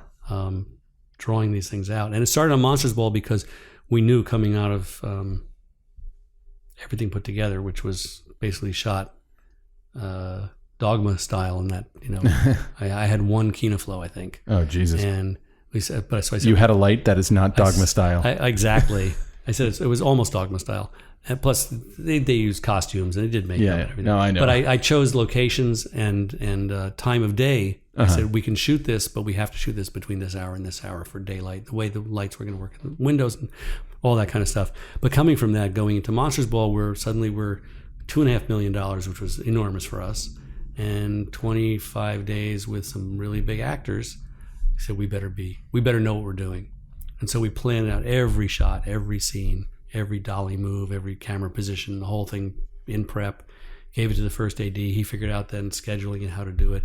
And we were very lucky that when Billy, Bob, and Hallie came in, and Peter and Heath and all of them, Mark would say, so you go there, and then on that line, I really want you to go over to there. And they didn't have any of these, my character wouldn't do that. That's not right. I've got to go over to here. So they really worked with us in that. And it, so you and he basically pre-blocked the actors as well. Yeah. Oh yeah. He blocks the actors, and then I do the camera setups. So when you're doing that, are you is he saying, so we'll have the actor here and we'll have this other actor here, and then you're saying like, well, okay, if that's the case, then coverage here, dolly shot. I said, but if you're going to do that, then we have to do, we can't just do it in the 2-shot, or we can do a 2-shot and move it and wrap around it. We'd love to do this in a 1-er and all that. And we figured it all out on paper. But you're kind of you're the captain of where the camera is going to go and all that stuff. Yeah, and we did that for all our movies, all through Machine Gun Preacher. I mean, I have the books of all the drawings and the diagrams. Wow, I'd love to see that. And some of them, we diverged from the plan because it happens. You get on set and it happens with everything. But we, pretty much kept to our plans pretty well. Well, if you don't have a plan, then you're screwed. Yeah. Well, one of the good things about doing it this way was doing from the beginning of the film to the end, we had it in a way of flow. That it wasn't suddenly you get to the middle of the film, and now you're shooting that like the first day, so you have this one style, and then you go to the scene that precedes it, and it doesn't quite match up so we had all our transitions, we had all a flow figured it. No, that's great. Which was, I thought, really helps. How much thought do you put into the transitions? Like, when you're I put in a lot of. I always, when we're shooting, I'm always asking, and if I don't remember it, I'll call the script or somebody and say, what's the end of the scene that comes before this that we're shooting now? Because that's going to be so and so, and I need to do this. So, and because usually when I'm not shooting with Mark, most of the other directors don't go through that with me. Yeah, they say figure it out if you want to, but I don't get that kind of. It's so funny because I always do that, and some DPs that I work with are completely excited about it. Some entire crews just don't give a shit. Like it's like I'll show it to them. They're like, oh great, you have a plan, and that's the end of it. Wow. Yeah. And I even use this app, which I've talked about on the podcast before. I'm not affiliated with them, but it's called Shot Designer, and it just allows you to. I think I downloaded it, but I found it too tedious to use. Oh my God. It just took me too long. To me, it's like really easy just to make it a very fast overhead. Yeah. The problem is whenever I would do it before, it would always just be unintelligible chicken scratch that only made sense to me. Mm-hmm. And with this, it like helps you build a shot list, and it makes it so that you can show it to other people. I just used it last week for a project. I'm used to the pencil and the pen on a blueprint of the set, and I do it like football diagrams. People with numbers, the characters have numbers, and a line moves with an arrow where they're going to, and the camera's got a position and it has a number for the first shot, and it has like dolly track or movement. Or I would love to see that if you'd be willing to show me any of them. Sure. I'm fascinated with how people go about preparing. Yeah. So you're not using storyboards. Do you? On a couple of action sequences in some other movies, we did use some storyboards. Like on The Host, I think there were a couple of scenes that were storyboarded. Yeah. And I think on Geostorm, there might have been one scene that was storyboarded. But usually not too much. Just some of if the studio or the director really wants it for an action scene, I'm fine with that. Anything that helps. But do you feel like it boxes you in at all? I find it can, and it can also box everybody in. If they look at it, I've been on those shots, and it's like doing a commercial. They've got storyboards. Yeah. And I don't know if you ever worked with a Japanese, but on a Japanese commercial, if the agency and they're all looking at it and they look at the frame on the monitor and they look at the board, and they go, oh no, that's gonna no. And you go, what's the matter? He goes, well, the vase is a little too far to the left for the board shows a little more to the right. So because they sold these, it's this whole thing, they've sold these boards to their clients and they have to bring back exactly what they sold. At least they can change up afterwards, they can do other shots, but they need to at least shoot exactly those. Yeah, that makes sense. And to a very, very high, high level of accuracy. But I find that sometimes people, and it's come to me a couple of times also where I'm doing it, I go, we can't really do that because the board shows it. Like, they go, wait a second. The board is a guide. It basically tells you how many shots and the kind of shots you need to tell this story. So let's not get hung up in repeating exactly what the board shows. Yeah, yeah. And that's where previs can make you crazy also, because sometimes the previs, and if it doesn't match the previs exactly, it's like, but there's no. You're not fitting this into something that's already been done. So it doesn't have to match it exactly. It can be slightly different. And still, as long as it's exciting and gets the shots and gets the story that you want. Oh, no, but the previs, it's got to be exact. Well, they spent a lot of money on that previs. Yeah. I've heard people tell me, people who remain nameless, that previs kind of like sucks the soul out of it for them. It can. Because by the time you get there, it's just a dead thing that you've already been prodding at for 6 months. The best thing about previs for me is when you have to work with sets and wall heights and blue screens or whatever, and you can put the camera in, you can look at the build of the set way before and say, oh, we're going to be shooting, this is the shot I want to do, we're going to be off the set there, so we need to build something bigger there, or this is where we need green screen, we only need to cover, a 12 by, we don't need bigger than that, because that kind of stuff. But it should all be for the convenience of what happens on the day, not become the master and you have to serve it. Exactly.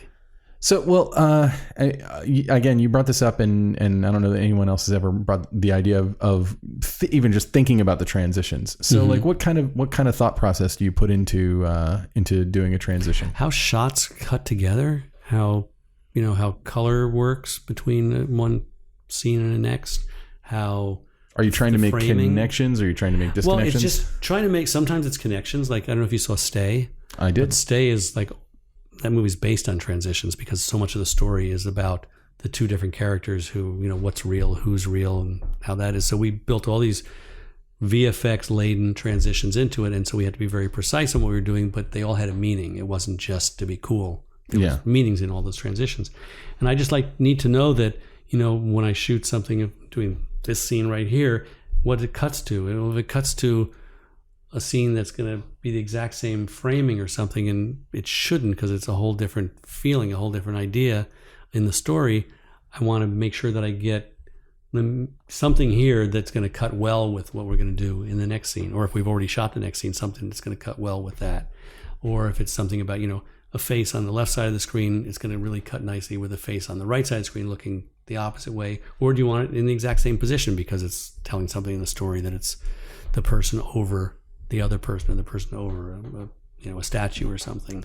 And do directors to me, that's not something that's ever been brought up to me when I'm on a shoot, but I feel like if a cinematographer came up and said like, hey, how about blah blah blah, I think I would fixate on that. I think I'm probably going to fixate on it from now on.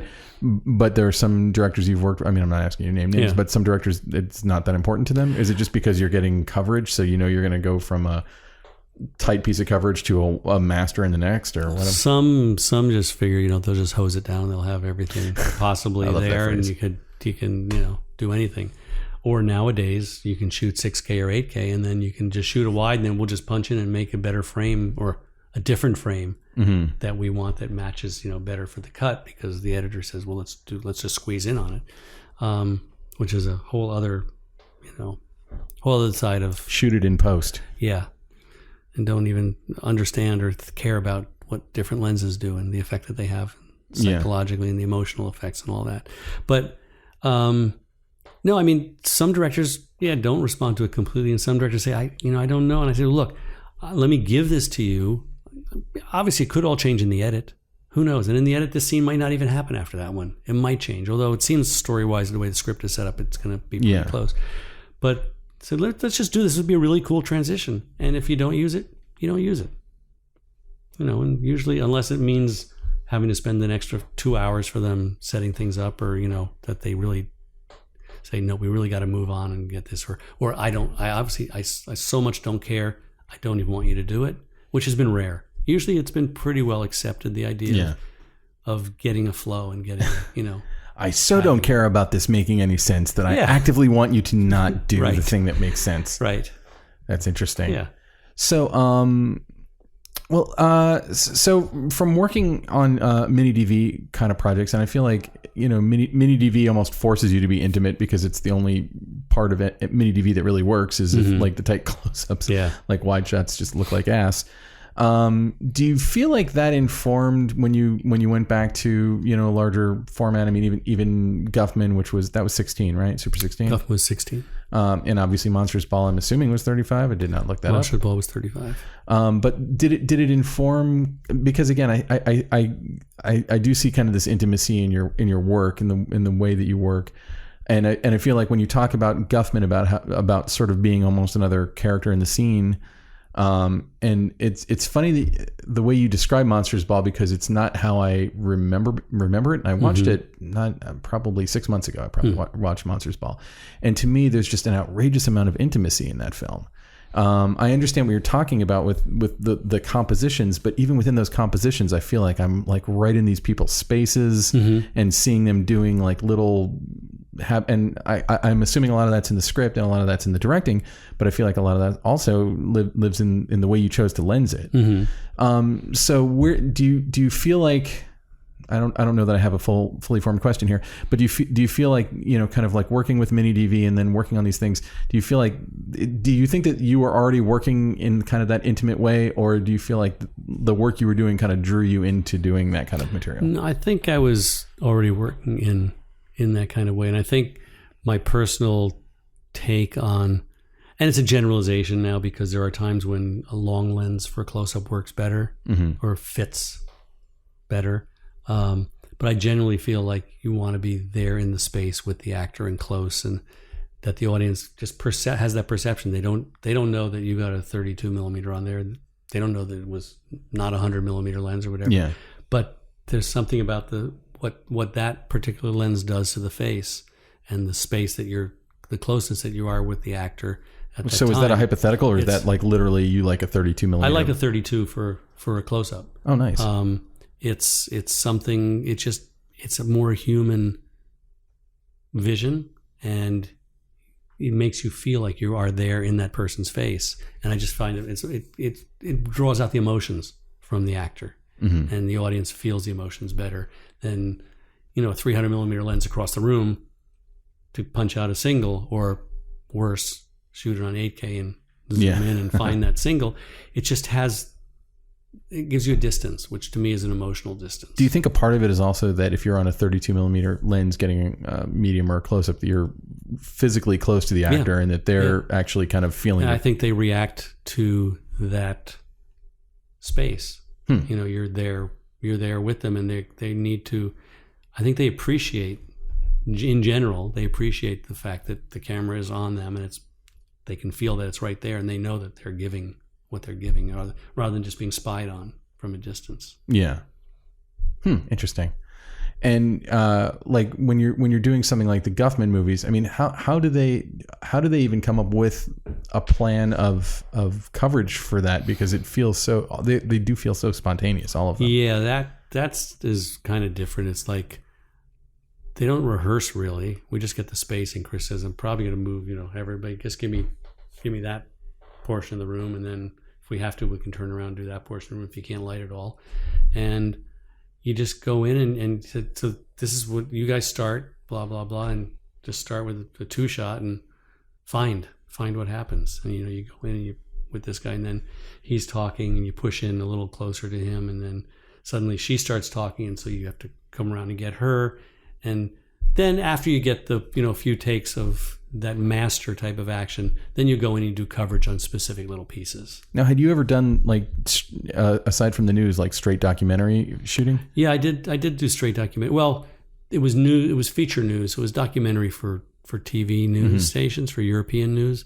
And then I did go on and do pure documentary after that in Italy. I did a lot of documentary work, mostly ethnographic stuff, like traveling around indigenous peoples and different wonderful countries and amazing places. So, I mean, do you think that documentary aesthetic, I mean, like, you weren't necessarily known for documentaries. In fact, when Christopher Guest first hired you, you were probably better known for music videos and... In America, yeah, but he saw my resume, and he saw that I had a lot of documentary work in Italy. And I think that's one of the reasons that he hired me. Interesting. So also because I didn't talk very much. and because I didn't know anybody. I wasn't in the Hollywood game. And they would say something about, some TV show or something. I said, well, I don't know what is that? I think he liked the fact that I had no idea of pop culture in America at that time, because I'd only been here back from Rome like 3 years, I think, and I didn't watch TV, and I didn't know all these actors. Somebody could in fact, I went to his house at the beginning of Guffman. We were planning something. He said, "Come on over and I'll show you some stuff at the house." And so I got over there and I walked in, and there's a photograph on the wall. This man with a big hat sitting at a beach, no shirt on, from the back. And he said, "Oh, my wife took that picture." He says, "She's a good photographer." I go, "Oh yeah, she is. She is a really good photographer. Is she a professional? Is that what she does?" And he goes, No, she just."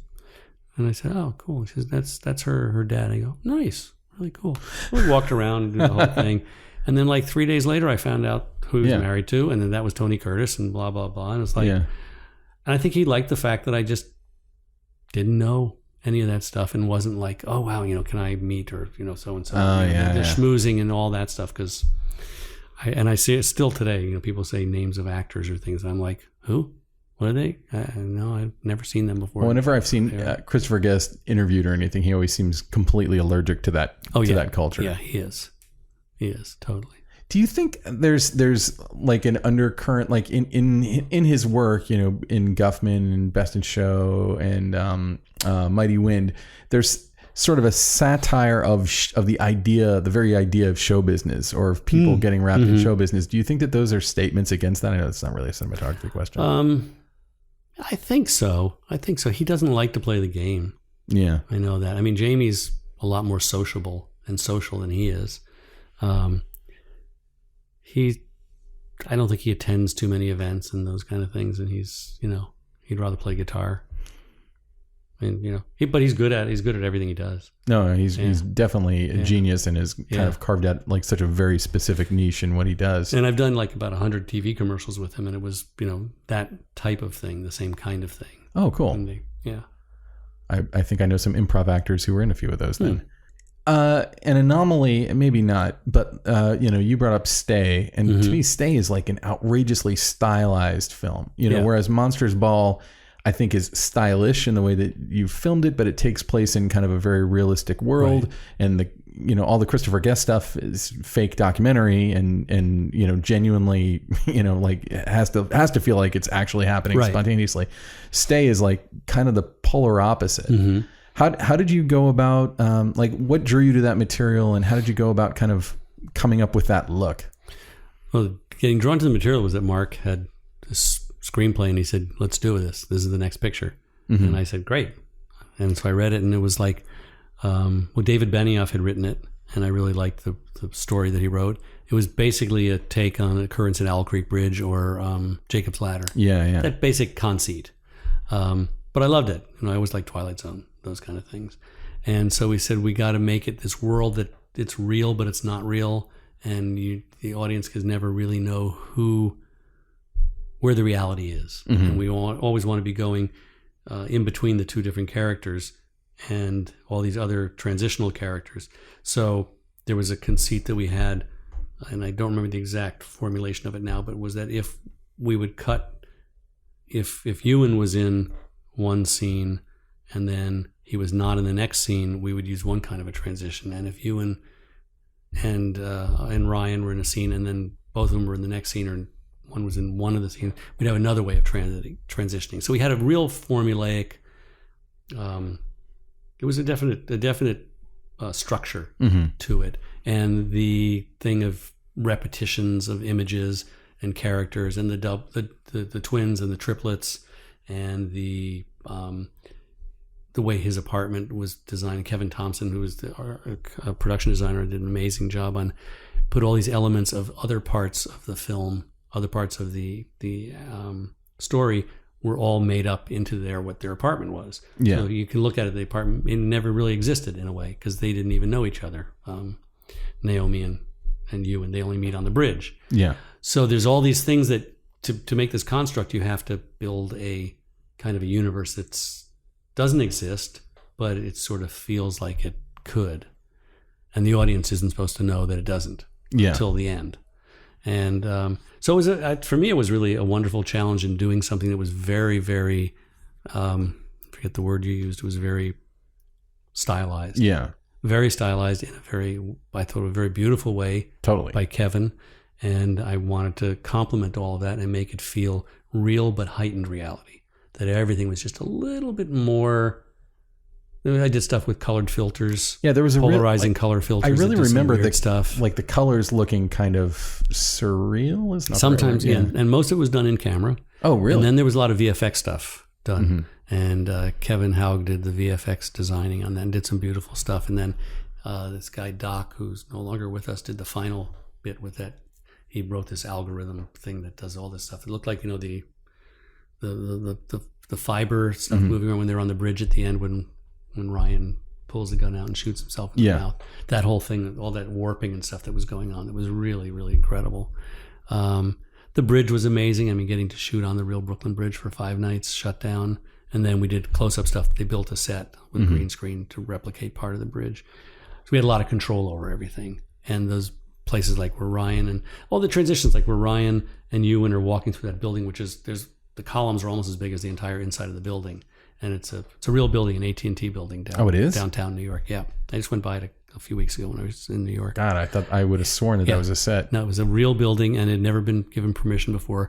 But David Benioff's family are very connected and they got permission. They got us in there. Sweet. Yeah, it was really an amazing place. But doing that the way we blocked it was that they're walking through these columns and it almost feels like, they're swapping places and the columns are going into each other and then going through the door, the revolving door, which then goes into the aquarium, and then you're in there with this the manatees or whatever those fish were behind the glass, and then you go through that and the fish swims and it takes you out onto the outside of the painting studio that Ewan is in with Naomi, and it looks like it's an aquarium, and then the water just dissolves, kind of disappears, and then you're into the aquarium, into that room, and then it all goes from there, back to where Ryan is somewhere.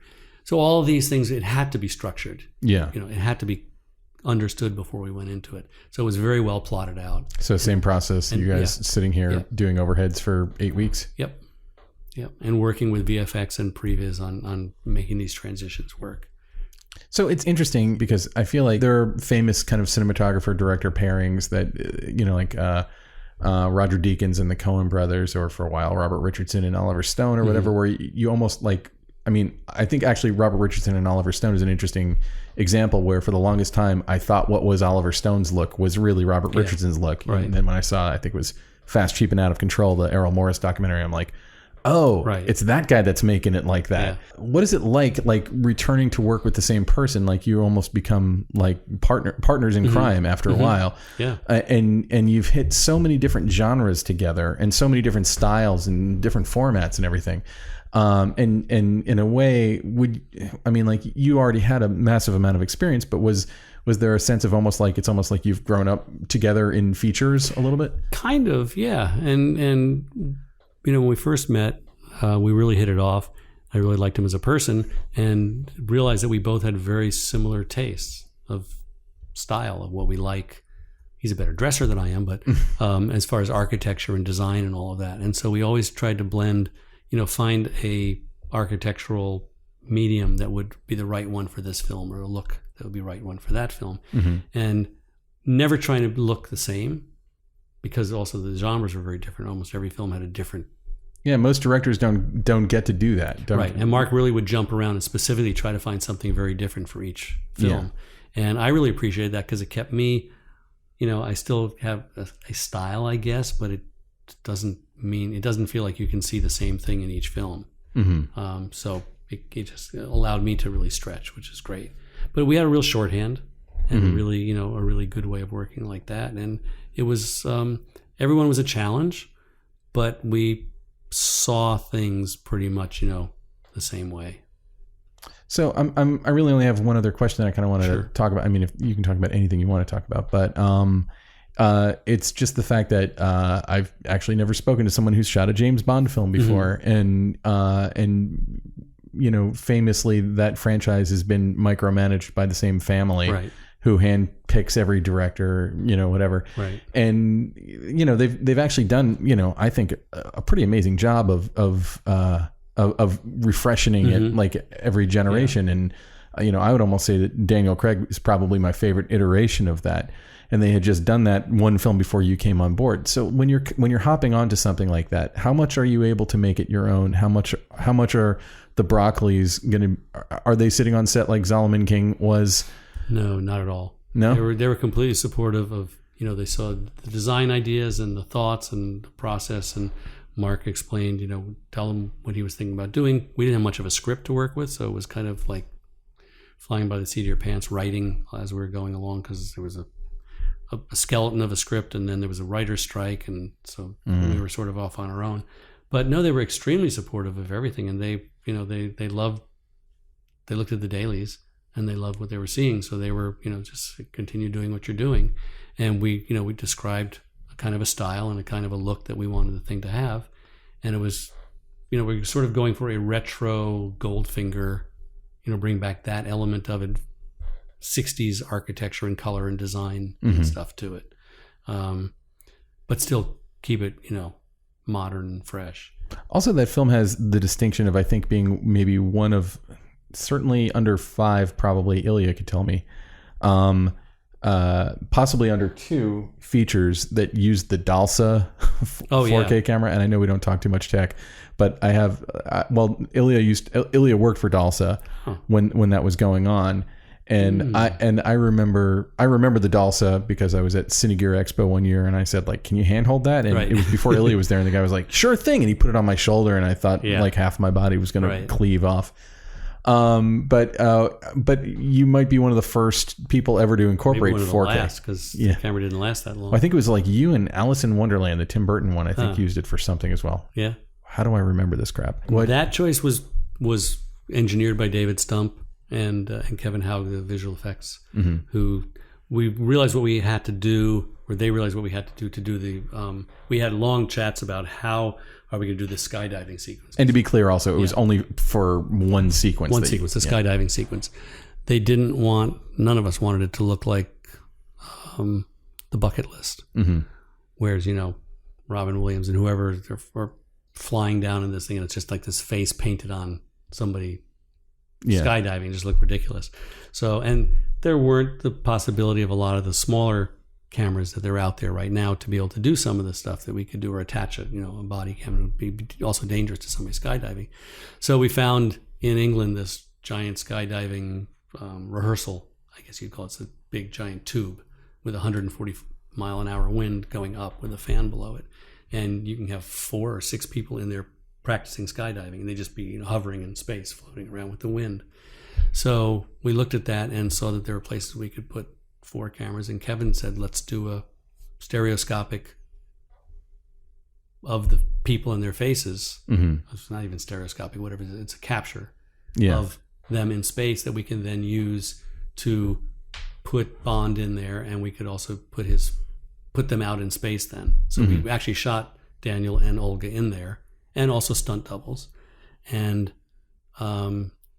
shot them floating like that, and then they were able to change around it. So we needed to have the highest resolution cameras possible, and at that time it was the Dalsa. So we had 4 Dalsas with their giant recorders, and then we also added to that, I think, 4 Sony. I don't remember what the camera was then. F900 probably. It was probably an F900. 4 of those around to get additional material, additional angle information, because we could only get 4 of the Dalsas. And do you find yourself, that's early 4K. Do you find yourself generally shooting, do you still shoot a lot on film, or have you? Not as much as I'd like to. I shot some Super 16 recently, but mostly it's been digital. Mostly it's been Alexa. Although the last movie I did was on a Dragon 6K. But that being said, with the Dalsa in that wind tunnel, we also did some stuff where George Richmond, who was the A camera operator, got in there and had a 235 and was shooting some close-up stuff of them on film to intercut with it all. So it was interesting. And the Dalsa was, I hadn't, at the end, I ended up purchasing one set of the Dalsa Primes. Really? Which I have, and they're beautiful lenses. You still have them? Yeah, they're made by Leica. The glass is Leica, and then are they just PL mounts or something? Or? They're PL mount. Oh, okay. Dan Sasaki rehoused them and rebuilt them. Yeah, I still have those. They're beautiful lenses. In fact, my neighbor over there, Rama Mosley, she's a commercial director, and she's done a feature, and she's planning another one. She was using them this last week on some commercials. Oh wow! So you're in that neighborhood where like your across the street neighbor like comes over and says, "Can I borrow a cup of PL mount lenses?" Right, exactly. Yeah, and directly across the street, the house that's being rebuilt is Steve Matzinger, who's a camera operator, and his wife Mary Funston, who's at First AC. Oh wow. Yeah, we also used on Quantum. We also used the D20 for the paleo scenes, because when we shot the paleo, we went there. They do 2 paleos every year. One's in July and one's in August. And we went in July to see it, to plan on where we put our camera positions and everything. And then we went back in August and set up 7-10 cameras around for the race. But we had 4 D20s set up in specific places to capture the background, to get all the crowds and the people. So I think I read about that in American Cinematographer. They could put them back in, because then when we went back and shot the action in the square, where he comes up through the water sewage pipe and runs across, and the people are shot in the middle of the thing, and he runs across and goes up to the tower. That we couldn't do during the real paleo. Yeah. So, and we couldn't get that many extras. So that was all, put in visual effects. I remember reading about that in American Cinematographer, actually, and like at the time it was sort of like, ooh, they're using digital in interesting ways, and now it's like, yawn, they're using digital because everything's digital. No, now it's, ooh, they're using film in interesting ways. Well, cool, man. Well, thank you so much for coming on board. I really appreciate it, and hopefully we'll get some people to follow your Instagram feeds. I hope so. And I do have a website, but it's mostly my reel. It's just what is it? www.robertoschaefer.com. Excellent. Well, thank you so much. Thank you. That was Roberto Schaefer. Thank you so much, Roberto, for letting us invade your guest house and record this. It turned out great. I hope you really like it as well. And before we go any further, we wanted to once again talk about our awesome, amazing sponsor, Carl Zeiss. Carl Zeiss. I mean, could there be a better sponsor for the Cinematography Podcast? It's going to be really tough. Carl Zeiss has these incredible new lenses called the Milvus line of lenses. This is an update to their old series of lenses, and I recently did an event in Silicon Valley for a production company up there in a studio space called Mac House Productions, and it was co-sponsored by Red. Red was there, and we're now Red dealers, so we sell the Red cameras, and one of the cameras they have there is this new Red Raven. It's a very small, compact camera, and there is almost no lens combination possibly more perfect for sort of like the Red Raven than these new Zeiss Milvus lenses. And we got to pass a camera around and shoot. I mean, it was like something. What makes the Milvus lenses unique? Well, they're all mechanical design, and they're incredibly high quality, and they're relatively low cost. And if the Red Raven camera only comes in an EF mount, and so these are EF mount lenses or Nikon mount lenses, but you can put them on the camera, and they have these awesome new focus rings that are mechanical, that don't require any sort of special tools or attachments. You twist them and they lock onto the lens. What? Yes. And so you get this, really fantastic focus throw and just outstanding build quality. And these are an update from their previous line of lenses, and just the build quality and everything about it is fantastic. But I have to tell you about this Silicon Valley party that was going on at Mac House. They had are you sure you weren't in an episode of the TV show Silicon Valley? It really kind of feels like it, because they had jugglers and fire dancers. They had a flaming whip, and at one point there was a woman who did tap dancing while beatboxing at the same time, which was what? Yeah, I know. It's like you had to be there. You wouldn't have believed it. I was at a party like that once when I first moved to LA, and it was like right when I first started pitching around, and one of the people who I'd pitched was this executive at a company. He's like, "Hey, I'm having a birthday party this weekend. Come on down to it." And a bunch of us went there, and it was like flaming tiki heads and Polynesian dancers, and it was insane. And I had just watched The Big Lebowski on DVD like that day, and it felt sort of like I had walked into Jackie Treehorn's mansion party. Weird ass party, yeah. There is something sort of surreal about Silicon Valley like that too. And this wasn't necessarily like a Silicon Valley like .com company that was doing it, but I could totally see all the performers doing like the Hooli party. Yeah. Wow. Anyway, I would just corner Guilfoyle and ask him questions all night. Can you anyone listening to this right now can tell that we're both giant like Silicon Valley nerds. So, but what a fantastic show. And I think this weekend is the finale. Oh, son of a bitch. Sorry for breaking that to you. Anyway, let's move on and talk about the war story. So the war story, I think that there could be no better segue from Roberto Schaefer to our next guest, which is Charles Papert, because they both started out as Steadicam operators. That's right.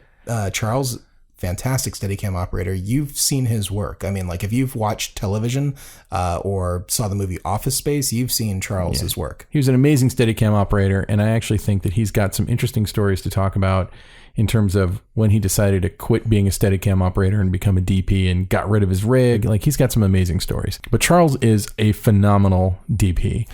I don't know what he's best known for, but he shot every episode of Key and Peele. I'd say that's probably what he's best known for, although he did Crazy Ex-Girlfriend as well. And first season. And many other things. Actually, I got to interview Key and Peele about Charles a while ago, and they called him like the third, he and the director, Peter Atencio, they called him like the unsung like third member of Key and Peele. So here's Charles Papert's war story.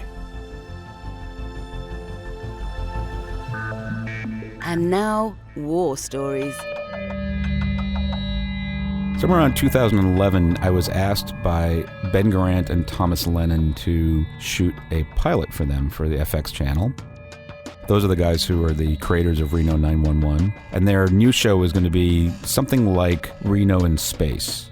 It was going to be set on a spaceship, and it was the hapless crew, somewhat similar to Reno. Their idea for where we would shoot the spaceship rather than build it, because we were on a very limited budget, was to go to a Russian sub that's moored down by the Queen Mary in Long Beach. An actual working sub at one time.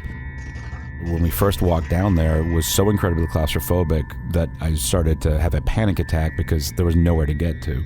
But we had to figure out a way, and I thought this would be a perfect one for, as we walked through it, I could not imagine how we were actually going to shoot in this tin can.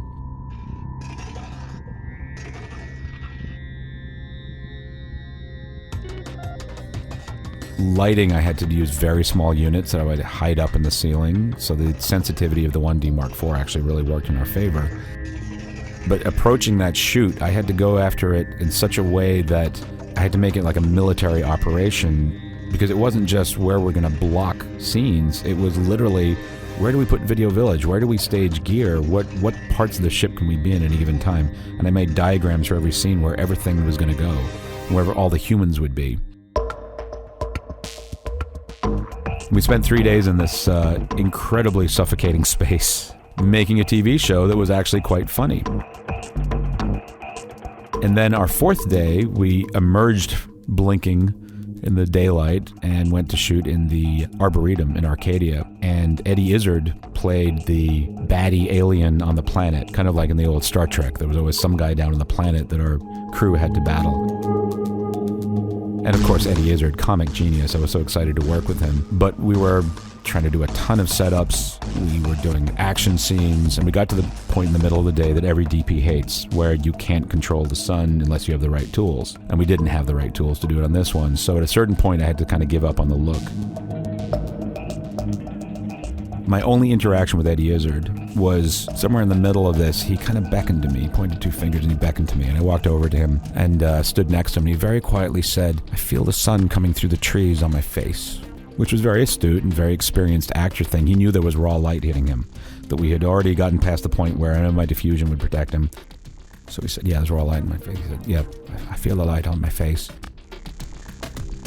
And I looked up at it, and I saw that there was nothing I could do, and I went, "Oh, well." And he said, "Oh, well." I don't think I've ever heard a DP say, "Oh, well." And in my head, I thought, well, welcome to my world. And that is my Eddie Izzard story. And now, short ends. All right, so that was Charles Papert's war story. I look forward to finishing his episode faster than I have finished any other episode of this entire podcast. You and me both. Well, you might have a moment now when you're not, on an airplane. So no, it's a better time. So anyway, Illya, we're here now to talk about our short ends. What's your pet obsession of the week? Okay, this is a little nerdy, and I don't always like to talk about tech, but I want to talk about something tech this time. There's a company which I only became acquainted with at NAB this year called Quasar Science, and Quasar Science rules. These guys have come up with incredibly affordable and incredibly beautiful LED lights, including, I think they're probably best known. And actually, I define affordable, because affordable can have many meanings. Very affordable, like $200, $75 tubes. They've got a bunch of stuff that's really affordable. They have more expensive stuff as well. Like, what can you get for $200 in an LED light? Wow. Okay, so they have a 1 foot long, battery powered, 12-inch LED light that's kind of shaped like a Kinoflow, like a small portable Kinoflow, and internal battery. So you hit the button, it powers on. It's bicolor, so you can switch between daylight and tungsten, and it's got 3 levels of dimming for each of these things too. So like really, you can have people hand hold these lights. You can attach them with Mayfers. They are like, these are incredible little lights. There's actually going to be a big sale on them coming up soon, and we went ahead and placed a massive stocking PO for the store, so we're going to have a ton of these Quasar Science lights in stock. I'll have to come over and check them out. I love them. They're really impressive. They've worked out a deal with Kinoflow, so like if you buy these kits, you're actually getting genuine Kinoflow like barn doors and stuff, but with their tubes inside. I'm surprised that Kinoflow would do such a thing. But wait, are they LEDs or are they LEDs? But they're LEDs inside of like a fluorescent tube. Really? Yes. So it looks like a tube, but it's actually LEDs. You drop it, it doesn't shatter. And they're really high output, very high output, extremely high quality. Of course, we have spectrometers in our shop, so I've done the measurements on these things, and they will blow you away. They're super, super impressive, and I just love everything about the company. The stuff they're doing is super innovative. I'm really going to talk to you about this because I'm sort of in the market to start moving towards LED lights. I still have a bunch of tungsten light kits that are fine for some stuff, but it's becoming... Burning your fingers. Yeah, burning my fingers. Popping circuits. And just like blowing out lamps and then having to replace them and... You know, I think that there's a lot of people out there who are never going to get the opportunity to shoot like on a Lowell kit, like a Lowell Toda and Omni, like those things that like the lights that were incredibly cheap and every film school bought them and it burned your fingers and you broke a bulb and you had these experiences. The new world order of lighting is going to be so easy. Everything's cool. Well, I've been waiting for them to get more affordable because obviously LEDs, you know, like I feel like every filmmaker just needs to have an LED kit kind of sitting around for that day that they get a call about a job that they didn't know about. I mean, I have a regular client that I work for and she has all her own LED lights and it's crazy. Once I'm just used to setting them up now and seeing what she looks like. And if I take a step back, I'm like, this room's actually kind of dark, but she looks gorgeous on the monitor. And which is what she wants because she has to read off of a teleprompter. She doesn't want a big light blaring in her face. But I like, as far as my own stuff, like, I don't know, 2001, I bought a bunch of like redheads and stuff off of eBay and I still use them. They're still fine. They work great. They're just hot as fuck. They're hot as fuck. If you're doing like product shots or anything with like ice cream or things that work. No. I mean, it's like if you try to do something like that, hot lights are the bane of your existence. They're just terrible. Well, also, like, they're all open faced. They're not Fresnels, so you can't really control them that well. And, you know, like a good ARRI kit was always just a little too expensive for me to run out and buy it. And they take up so much space. They do. And sort of the things that kind of have replaced the typical sort of like ARRI kit, like I'd say like Felix kits have a lot of our clients, they would have taken an ARRI kit. Now they take a Felix kit. They're very similar in sort of functionality and number of units and things like that inside. But like companies like Quasar Science, the way that they're coming out with new stuff, it's really amazing. It's super minimalistic, but they were also making like these LED globes that basically have Edison bases. So if you've got like those Westcotts and sort of like those soft boxes where you just put in a whole bunch of like Edison bulbs, you can put in these new LEDs and they're super powerful, super accurate. It's really, really impressive stuff. That's good to know about. I'm going to check that out. I'm going to, as soon as we get done recording this, I think I'm going to hop online and look at that. Or come by the shop. Or I'll come by your shop. Check it out. Yeah. Anyway, so Ben, what is your short end this week? So my short end is a total novelty and a goofy thing. It's called Fyuse, Fyuse, and it's an app. And I think the best way to learn about Fyuse, you can download it for free. I don't even remember how I found out about it. But basically, it's sort of like a very poor man's bullet time is the only way to describe it. So you basically take your phone and hit record and like move around an object or move around a person or move around your dog. Because let's be honest, you're going to do it with your dog or your cat first. And then you tell it to convert it. And what it does is it basically maps the 3D geometry of it. So it has some like titling tools and stuff like that literally live in 3D space. I don't tend to use those things, although lots of people do. Like Fringe, the television series Fringe, like their title sequence. Was it like 3D floating titles? The listeners won't be able to understand it, but I'm going to show you a Fyuse right now so you can see what I'm talking about. Oh, great! So then I can pantomime into the microphone like what's going on. Well, maybe that's a good way to do it. You can describe it. I'm going to pull up a picture of your friend Tim's. It's Tim's Johnson with the Samsung gear on his head. Yes, I see. So it's moving as you tilt or as you pan. As you tilt the phone. You can also tap and drag, but it's a really weird way. What's cool about it actually is that it's sort of, because we're so used to looking at things on our cell phones now and looking at pictures. It's kind of poor man's bullet time. That's a great way to describe it. We're so used to looking at pictures on our cell phone and looking at the world through our cell phone. So this is sort of there's entire pages of people who've done travel stuff. So you can look through panoramas of Iceland or whatever and see places that you've never been, and you can sort of experience it. It's not quite virtual reality, but you're kind of in control of panning it. Now, the truth is, it's really a QuickTime file that you're panning through, or that you're zooming back and forth through just by tilting your phone back and forth. That's the truth. But it's a cool gimmick. It's a fun gimmick, and it hasn't worn off on me yet. I took it to a wedding, and I took a bunch of Fyuses at the wedding, and and also I took it with me to Tribeca and shot a bunch of Fyuses at Tribeca, and I think it's actually a fun way to kind of experience, what it was like to have been in a place. Does it give you full resolution of your phone when you're trying this? So like if you've got UHD on your phone, are you getting UHD Fyuses? Are they like high res and you could export them and do a little thing? Or? I don't know. I don't know if there's any way to do that at the moment. I'm showing Illya a subway platform from New York City. Uh-huh. Kind of fun. Yeah, it's a neat, weird little app, and I think everyone. And you don't have to just tilt it; you can actually just rotate too your whole body. You can. It kind of gives you this sensation of panning through something. That's cool. I like that. So, I was probably totally off mic there, and you couldn't hear any of that. No, I heard it. But you were very sincere. So you were captured in the moment, just like Fyuse captures your photographic subject in the moment. So, so everybody go on Fyuse, download it for free, add me as a friend.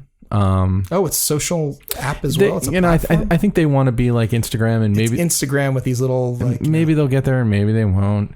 I don't really know. You're doing your part to help them get there. I just think it's a cool idea, and I think someone, because I did have the thought of like, wow, because you can actually you can bring it out because you can export it as a GIF. Cool. I like that. So, because I can text them to you. That would be great. Then you could also like do something clever and stick it on Facebook and have like a little. Well, and also it has like a little applet that runs inside of Twitter and Facebook, and I also believe Instagram. All right, you convinced me. I'm downloading it. Yeah, I've finally worn you down, and you're going to spend no money on this app. I'd never heard of it before this moment. So yeah, I don't even know where I found out about it, but everybody I show it to is like, oh, that's kind of cool, and then like 1 out of 20 of them downloads it and adds me as their friend. I'm totally going to do it. And then you can be my friend. All right. I'm already your friend, Illya, and you know that. Aww. So anyway, that's all we got for today for the Cinematography Podcast. Where can people find out more about you, Ben? Well, I'd say the best place to find out all about me is my website, benrockonline.com, or you can follow me on Twitter at Neptune Salad. I've also been going to a great effort to use my Instagram more, and that's just Benjamin_Rock because some dickhole already had Neptune Salad. I'm sorry that I don't mean to laugh at your pain, but who would have thought another Neptune Salad out there was somebody's pissed off at me for hoarding it on Facebook and Twitter and everywhere else. I'm sure they are. So where can people find you? You can find me over at Hot Rod Cameras, and our website is hotrodcameras.com. Also want to mention, of course, the home of the Cinematography Podcast is now at camnoir.com. We are slowly building that up with all kinds of new and interesting stuff. Hopefully we'll have some more stuff up there soon, but in the meantime, if you go to Cam Noir and click on podcast, you can find all the various podcast episodes that we've done, including the backlight rants and the backlight tour, sort of the travel and leisure section of the show. I need to do a backlight rant. You should. You really should do a backlight rant. I have so many. I'm an angry little man, and people don't realize You're not that little. That's true. I'm almost 6'2". Yeah. But I'm little in my heart, and it's a congenital disorder. And But I just have so many things that I'm filled with rage about in the world, and it would be fun to try it in podcast form. There's a Game of Thrones joke in there somewhere, but I'll just let that hang out. Battle of the Bastards, Red Wedding. I'm not going through it. I was thinking of like some sort of Lannister, I don't know. But I'm going into some sort of like level of geekdom that no listener wants to hear right now. We just lost 5,000 listeners. 5,000 people just said subscribe to the Cinematography Podcast. Screw this. Fuck those dorks. One of the cinematographers of Game of Thrones, though, Hot Rod Camera's client. You don't say. Yeah. Which one? Robert McLaughlin. Way to go, Robert McLaughlin. Maybe he'll buy some Zeiss lenses from you now. All right, cool. Well, so that wraps us up for this week. Look forward to our Charles Papert episode ASAP. And please subscribe and like. Please go and like. Also, go to www.musicbykays.com. Kays Alatracci does all of our music, and you should hire him and pay him lots of money. And also, we'd like feedback. If you like the show, don't like the show, or have comments about the show, know someone who you think should be on the show, or you want to give us some feedback, we'd like that. So know somebody who you think we should interview, who you could hook us up with, or you want to tell us that you hate the war story, or you think we talk to each other too long. We'll hear anything you have to say. Yeah, absolutely. But we do reserve the right to make fun of you later on the podcast, but by name. We're going to drive to your house. Yeah. I'm leaving that out. Anyway. Thank you very much. Don't leave that out. Okay, bye. Bye. This has been the Cinematography Podcast, presented by Hot Rod Cameras. Find your next camera, lens, or accessory on the web at hotrodcameras.com. Don't forget to subscribe to our show on iTunes and connect with us on Facebook and Twitter. Thanks for listening.